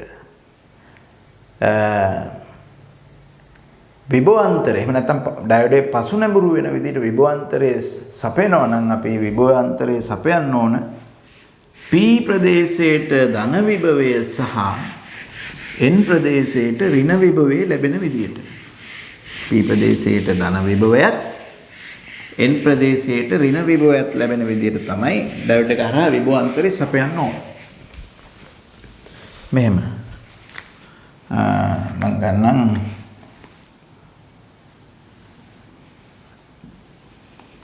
මේ විදිහට මේ පැත්ත P මේ පැත්ත N. ඔය P ප්‍රදේශයට ධන විභවය ලැබෙන විදියට බාහිර විභවාන්තරයේ යෙදුවොත් ඔහොම බාහිර විභවාන්තරයේ මගින් P සිට N දක්වා විදුලි ක්ෂේත්‍රයක් ඇති වෙනවා. මම ඒක E' කියලා ගන්නම්. දැන් සංදිය හරහා N සිට P දෙසට විදුලි ක්ෂේත්‍රයක් තිබුණා. කලින් මම ඒක ගත්තේ E කියලා. ඔන්න දැන් විදුලි ක්ෂේත්‍ර දෙකයි සංදිය හරහා තිබුණු විදුලි ක්ෂේත්‍රය. සංදිය හරහා N සිට P දෙසට තිබිච්ච විදුලි ක්ෂේත්‍රය. ඒ විදුලි ක්ෂේත්‍රය නිසා තමයි සංදී ක්‍රියාකාරීත්වය සිද්ධ වුනේ. දැන් අපි බාහිර විභවාන්තරයක් යදුවා P වලට ධන විභවය සහ N වලට ඍණ විභවය ලැබෙන විදියට. ඉතින් මේක අපිට පරිපත සටහනක දැක්වුවොත් මෙන්න මෙහෙමයි. පරිපත සංකේත ඇසුරෙන් ඔය අවස්ථාව දැක්වුවොත් අපිට ඕක මෙහෙම දක්වන්න පුළුවන්. මේ පැත්තට ධන විභවයයි මේ පැත්තට ඍණ විභවයයි ලැබෙන විදියට. දැන් මොකද වෙන්නේ කියලා බලන්න. දැන් මේ බාහිර විභවාන්තරය නිසා ඇති කරන විදුලි ක්ෂේත්‍රයයි තිබිච්ච විදුලි ක්ෂේත්‍රයයි එකිනෙකට ප්‍රතිවිරුද්ධ අතර තියෙනවා. මේ විදුලි ක්ෂේත්‍ර දෙක ක්‍රියා කරන්නේ එකිනෙකට ප්‍රතිවිරුද්ධ අතර. ඒ නිසා ඒ දෙකේ සංප්‍රයුක්ත විදුලි ක්ෂේත්‍රය නැත්නම් සඵල විදුලි ක්ෂේත්‍රය එන්නේ E ඍණ E' කියලා. සඵල විදුලි ක්ෂේත්‍රය E ඍණ E' කියලා ලැබෙනවා. සංදී හරහා ක්‍රියා කරන සඵල විදුලි ක්ෂේත්‍රය. දැන් ඒ කියන්නේ අර කලින් අවස්ථාවේ වගේ නෙමෙයි දැන් මේ විදියට විභවාන්තරයේ සපයපුවාම සඵල විදුලි ක්ෂේත්‍රයේ ප්‍රබලතාවය සංදී හරහා තිබුණු විදුලි ක්ෂේත්‍රයේ ප්‍රබලතාවයට වඩා අඩු වෙනවා. නමුත් තාමත් අපි බාහිරින් යොදලා තියෙන විදුලි ක්ෂේත්‍රය කුඩා නම් ඒ කියන්නේ බාහිර විභවාන්තරය අපි කුඩාගයකින් පටන් ගත්තා නම් තාමත් බාහිර විභවාන්තරය නිසා ඇති කරන විදුලි ක්ෂේත්‍රය සංදී හරහා තිබුණු විදුලි ක්ෂේත්‍රයට වඩා කුඩා වෙන්න පුළුවන්. එහෙම වුණොත් එහෙම තාමත් සඵල විදුලි ක්ෂේත්‍රයක් තියෙනවා. ඒ කියන්නේ ආයත ප්‍රදේශය තාමත් තියෙනවා. නමුත් ආයත ප්‍රදේශයේ පළල අඩු වෙනවා. ඒ සංදී හරහා තියෙන විදුලි ක්ෂේත්‍රයේ ප්‍රබලතාවය අඩු වෙනකොට මේ ආයත ප්‍රදේශයේ පළල අඩු වෙනවා. ආයත ප්‍රදේශයේ පළල අඩු වෙනවා. ආයත ප්‍රදේශයේ පළල අඩු වුණත් තාමත් ආයත ප්‍රදේශයක් තියෙනවනේ. ඒ නිසා තාමත් සංදී හරහා ධාරාවක් ගලන්නේ නැහැ. තාමත් සංදී හරහා ධාරාවක් ගලන්නේ නැහැ. නමුත් අපි හිතමු මේ බාහිර විදුලි ක්ෂේත්‍රය මේ E' කියන එක E' කියන එක අපි වැඩි කළොත් E' කියන එක වැඩි කළොත් එහෙම මේ සඵල විදුලි ක්ෂේත්‍ර තීව්‍රතාවයේ එන්න මොකද වෙන්නේ? E ඍණ E' කියන එක අඩු වෙනවා. අපි E' කියන එක වැඩි කළොත් E ඍණ E' කියන එක අඩු වෙනවා. සංධ්‍යාලා සඵල විදුලි ක්ෂේත්‍ර තීව්‍රතාවය අඩු වෙනවා. දැන් ඔහම E' වැඩි කරගෙන යනකොට එක්තරා අවස්ථාවකදී මේ E ඍණ E' කියන එක බිඳුව වෙනවා. සමානයි බිඳුව වෙනවා. ඉතින් එහෙම වෙන්නේ E සමානයි E' වෙනකොට බාහිරින් යොදන විදුලි ක්ෂේත්‍රයේ ප්‍රබලතාවය සංධිය හරහා තියෙන විදුලි ක්ෂේත්‍රයේ ප්‍රබලතාවයට සමාන වෙනකොට තමයි මේ සඵල විදුලි ක්ෂේත්‍රතාවය ශූන්‍ය වෙන්නේ. සඵල විදුලි ක්ෂේත්‍ර තීව්‍රතාවය ශූන්‍ය වෙන්නේ. ඉතින් සඵල විදුලි ක්ෂේත්‍ර තීව්‍රතාවය ශූන්‍ය වුණාම ආයත ප්‍රදේශයේ සම්පූර්ණයෙන්ම අහෝසි වෙලා යනවා. ආයත ප්‍රදේශේ නැති වෙලා යනවා. ආයත ප්‍රදේශේ නැති උනායි කියලා කියන්නේ දැන් ආයත ප්‍රදේශයේ ඒ සංධිය හරහා ආරෝපණ වාහක වලට ගමන් කරන්න කිසිම බාධාවක් ඇති වෙන්නේ නැහැ. සංධිය හරහා ආරෝපණ වාහක බාධාවකින් තොරව ගමන් කරන්න පටන් ගන්නවා. ආයත ප්‍රදේශේ නැතුණා. ඒ කියන්නේ ඔන්න විදුලි ධාරාව යන්න පටන් ගන්නවා. ඒ නිසා තමයි මේ විදිහට විභවාන්තරයේ සපයපුවහන් අපි ඒකට කියන්නේ පෙර නැඹුරු අවස්ථාව කියලා. ඒත් වශයෙන්ම දැන් මේ ප්‍රායෝගිකව නම් ඔය සංධිය හරහා විභවාන්තරය ඔය සංධිය හරහා සඵල විදුලි ක්ෂේත්‍ර තීව්‍රතාවයේ ශූන්‍ය වෙනකොට ධාරාව ගලන්න පටන් ගන්නවා. ඒ වෙලාවේ සංධිය හරහා යම්කිසි විභවාන්තරයක් යොදලා තියෙනවනේ. ඒ විභවාන්තරයට වඩා සංධිය හරහා විභවාන්තරේ සුළු වශයෙන් හෝ වැඩි වෙනවා ප්‍රායෝගිකව. ප්‍රායෝගික විභවාන්තරයට වඩා සුළු වශයෙන් වැඩි වෙන්න පුළුවන්. සුළු වශයෙන් සුළු වැඩිවීමක් සිද්ධ වෙන්න පුළුවන්. නමුත් ඒ විභවාන්තරයට වඩා විභවාන්තරي වැඩි වෙන්නේ නැහැ කියලා තමයි අපි සලකන්නේ. මොකද වැඩිවීමක් සිද්ධ වුණොත් ඒක සුළු වැඩිවීමක්. ඒ නිසා ඒ විභවාන්තරයේ ඇති වෙච්ච ගමන්ම සංධිය හරහා ධාරාව ගලා යන්න පටන් ගන්නවා. එතකොට මේ බලන්න දැන් අපි ගත්තොත් එහෙම මෙන්න මේ විදිහට මේ බාහිර විද්‍යුත් ක්ෂේත්‍රයේ ප්‍රබලතාවයේ ටික වැඩි වෙන්නේ බාහිරින් යොදලා තියෙන විභවාන්තරයේ ටික වැඩි කරනකොට. බාහිර විභවාන්තරයේ වැඩි කරනකොට තමයි බාහිර විද්‍යුත් ක්ෂේත්‍රයේ ප්‍රබලතාවය ඒ බාහිර විභවාන්තරය නිසා සංධිය හරහා ඇති කරන විද්‍යුත් ක්ෂේත්‍රයේ ප්‍රබලතාවය වැඩි වෙන්නේ. එතකොට මේ බාහිර විභවාන්තරය ওই විදියට ටික වැඩි කරලා එක්තරා අගයකට ආපුවාම තමයි ආයත ප්‍රදේශයේ මුළුමනින්ම අහෝසි වෙලා යන්නේ. මේ බාහිර විභවාන්තරයේ එක්තරා අගයකදී ආයත ප්‍රදේශය සම්පූර්ණයෙන්ම අහෝසි වෙලා යනවා.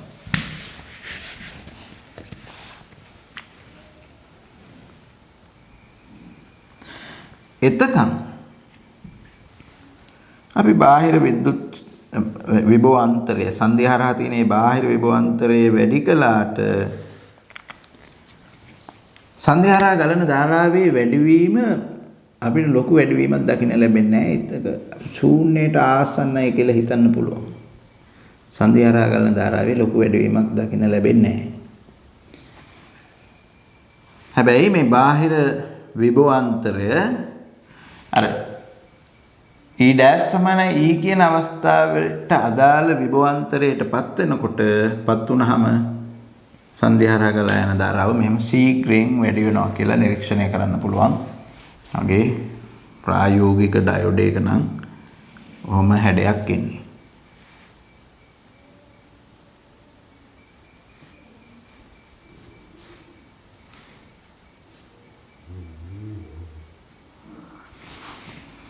මේ සංධිය හරහා ගලන මේ ධාරාව සංධිය හරහා මෙහෙම ධාරාවක් ගලන්න පටන් ගන්න අවස්ථාවේ සංධිය හරහා යොදලා තියෙන විභවාන්තරය අපි කියනවා විභව බාධකය කියලා.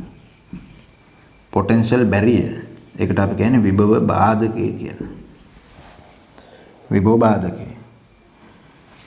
ඒක සාමාන්‍ය සිලිකන් ඩයෝඩ් එකක් ගත්තොත් එහෙම සිලිකන් ඩයෝඩ් එකක් සඳහා විභව බාධකය 0.7 වෝල්ට් විතර වෙනවා. ඉතින් සමහර පොත්වල මේක 0.6 වෝල්ට් කියලා සඳහන් කරලා තියෙනවා. ඒක 0.7 හෝ 0.6 ඒ ගානේ දීලා තියෙන අගය පාවිච්චි කරාම හරියි. ගැටලුව විසඳීමේදී. එතකොට ඉතින් මෙන්න මේ විදිහට සංධිය හරහා යොදන විභවාන්තරයේ සමග සංධිය හරහා ගලන ධාරාවේ විචලනය නිරූපණය කරන්න පුළුවන් අපිට පෙරනැඹුරු අවස්ථාවේදී. ඒ නිසා මේ ප්‍රස්ථාරයට අපි කියන්නේ පෙරනැඹුරු ලාක්ෂණික වක්‍රය කියලා. පෙරනැඹුරු ලාක්ෂණික වක්‍රය.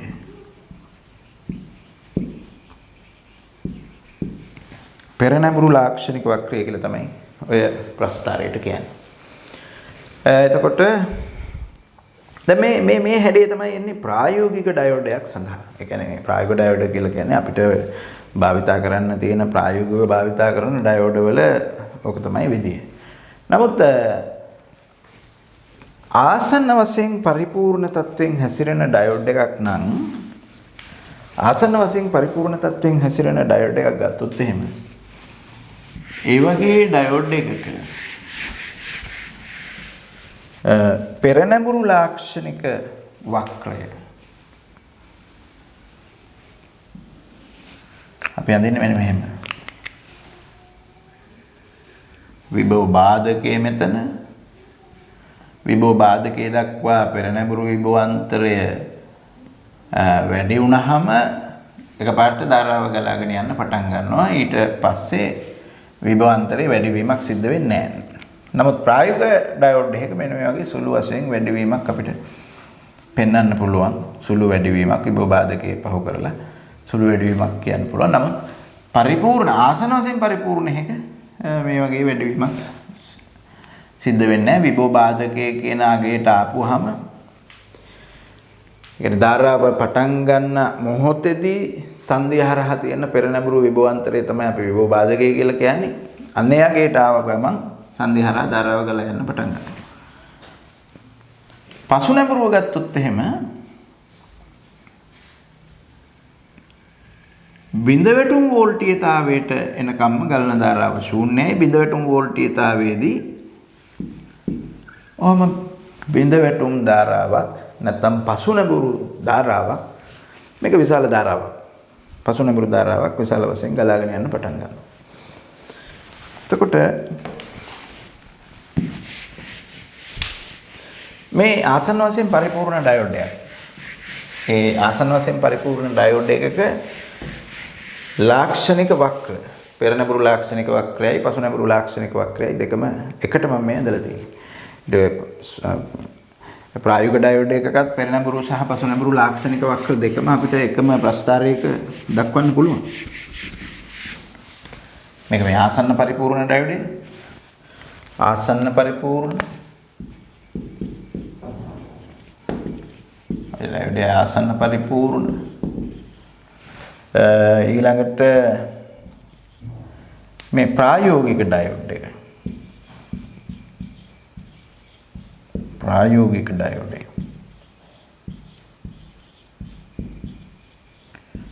ප්‍රායෝගික ඩයෝඩ් එකක කලින් අපි ඇඳා නමුත් මම මේ වක්‍ර දෙකම එකට අඳින්න ඕන නිසා මේ අඳින්නේ මේ වගේ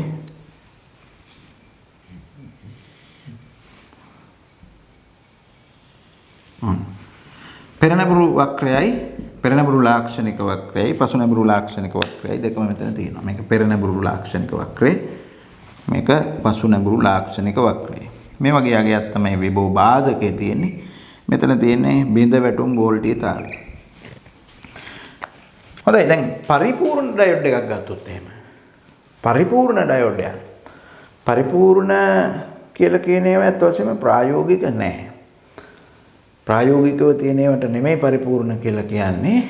නමුත් අපි ළඟා වෙන්න උත්සාහ කරන තැන ඒක තමයි පරිපූර්ණ කියලා කියන්නේ.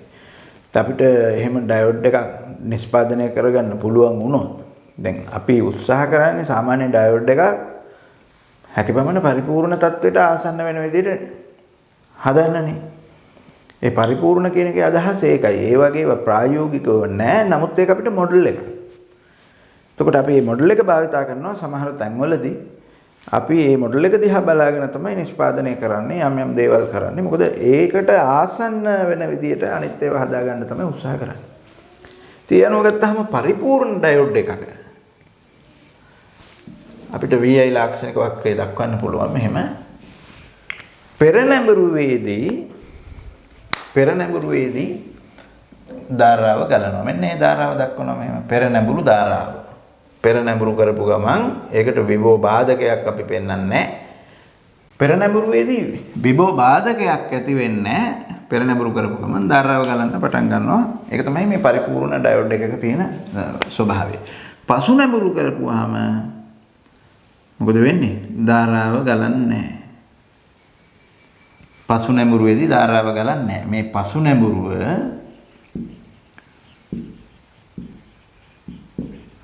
මේ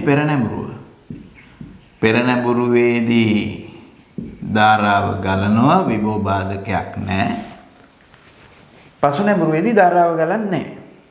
ඉතින් ඕක තමයි මේ පරිපූර්ණ ඩයෝඩ් එකක ස්වභාවය. එහෙම නැත්නම් පරිපූර්ණ ඩයෝඩ් එක VI ලාක්ෂණික වක්‍රය. නමුත් මේ පරිපූර්ණ ඩයෝඩ් කියන ඒවා නැවත මතක් කරන්නේ ඒවා තියෙන ඒවා නෙමෙයි. ඒවා අපේ මොඩල්. අපි හදාගන්න මොඩල්. ඉතින් මොඩල් එක ඒ විදිහටම නැහැ. ඒ තියෙන ඒවාට කියන්නේ ප්‍රායෝගික ඩයෝඩ් කියලා. ඉතින් අපි ප්‍රායෝගික ඩයෝඩ් භාවිතා කරනකොට සමහර අවස්ථාවල අපි ඒවා පරිපූර්ණ තත්වයෙන් විශ්ලේෂණය කරගන්නවා. සමහර අවස්ථාවල එහෙම කළාට කමක් නැහැ. පරිපූර්ණ ඩයෝඩ් හැටියට සලකලා සමහර අවස්ථාවල පරිපත විශ්ලේෂණය කරාට ගැටලුවක් ඇති වෙන්නේ නැහැ. හැම විටම නෙමෙයි. නමුත් ප්‍රායෝගික ඩයෝඩ අපි භාවිතා කරනකොට ඒව සැලකිල්ලට ගන්න ඕන. ඒ දේවල් සැලකිල්ලට ගන්න ඕන. ප්‍රායෝගික ඩයෝඩ් එක මේ VI ලාක්ෂණික වක්‍රය නැත්නම් විභවාන්තරය සමග ධාරාව වෙනස් වෙන ආකාරය නිරූපණය කරන වක්‍රය සැලකිල්ලට අරගෙන තමයි අපි ඒක ඩයෝඩ් එකක් පාවිච්චි කරන්නේ. ඉතින් මම මෙතන ප්‍රස්තාර දැන් තුනක් ඇඳලා තියෙනවා. මේ ප්‍රායෝගික ඩයෝඩ් එක VI ලාක්ෂණික වක්‍රයේ පෙරනැඹුරු අවස්ථාවයි පසුනැඹුරු අවස්ථාවයි දෙකම නිරූපණය කරලා තියෙනවා. මේ ආසන්න වශයෙන් පරිපූර්ණ ඩයෝඩ් එක VI ලාක්ෂණික වක්‍රය දක්වලා තියෙන්නේ. පෙරනැඹුරු අවස්ථාව සහ පසුනැඹුරු අවස්ථාව කියන දෙකම දක්වලා තියෙනවා මෙතන. මේ තියෙන්නේ පරිපූර්ණ ඩයෝඩ් එකක VI ලාක්ෂණික වක්‍රයේ ඒකෙත් පෙරනැඹුරුව සහ පසුනැඹුරුව කියන අවස්ථා දෙකම දක්වලා තියෙනවා.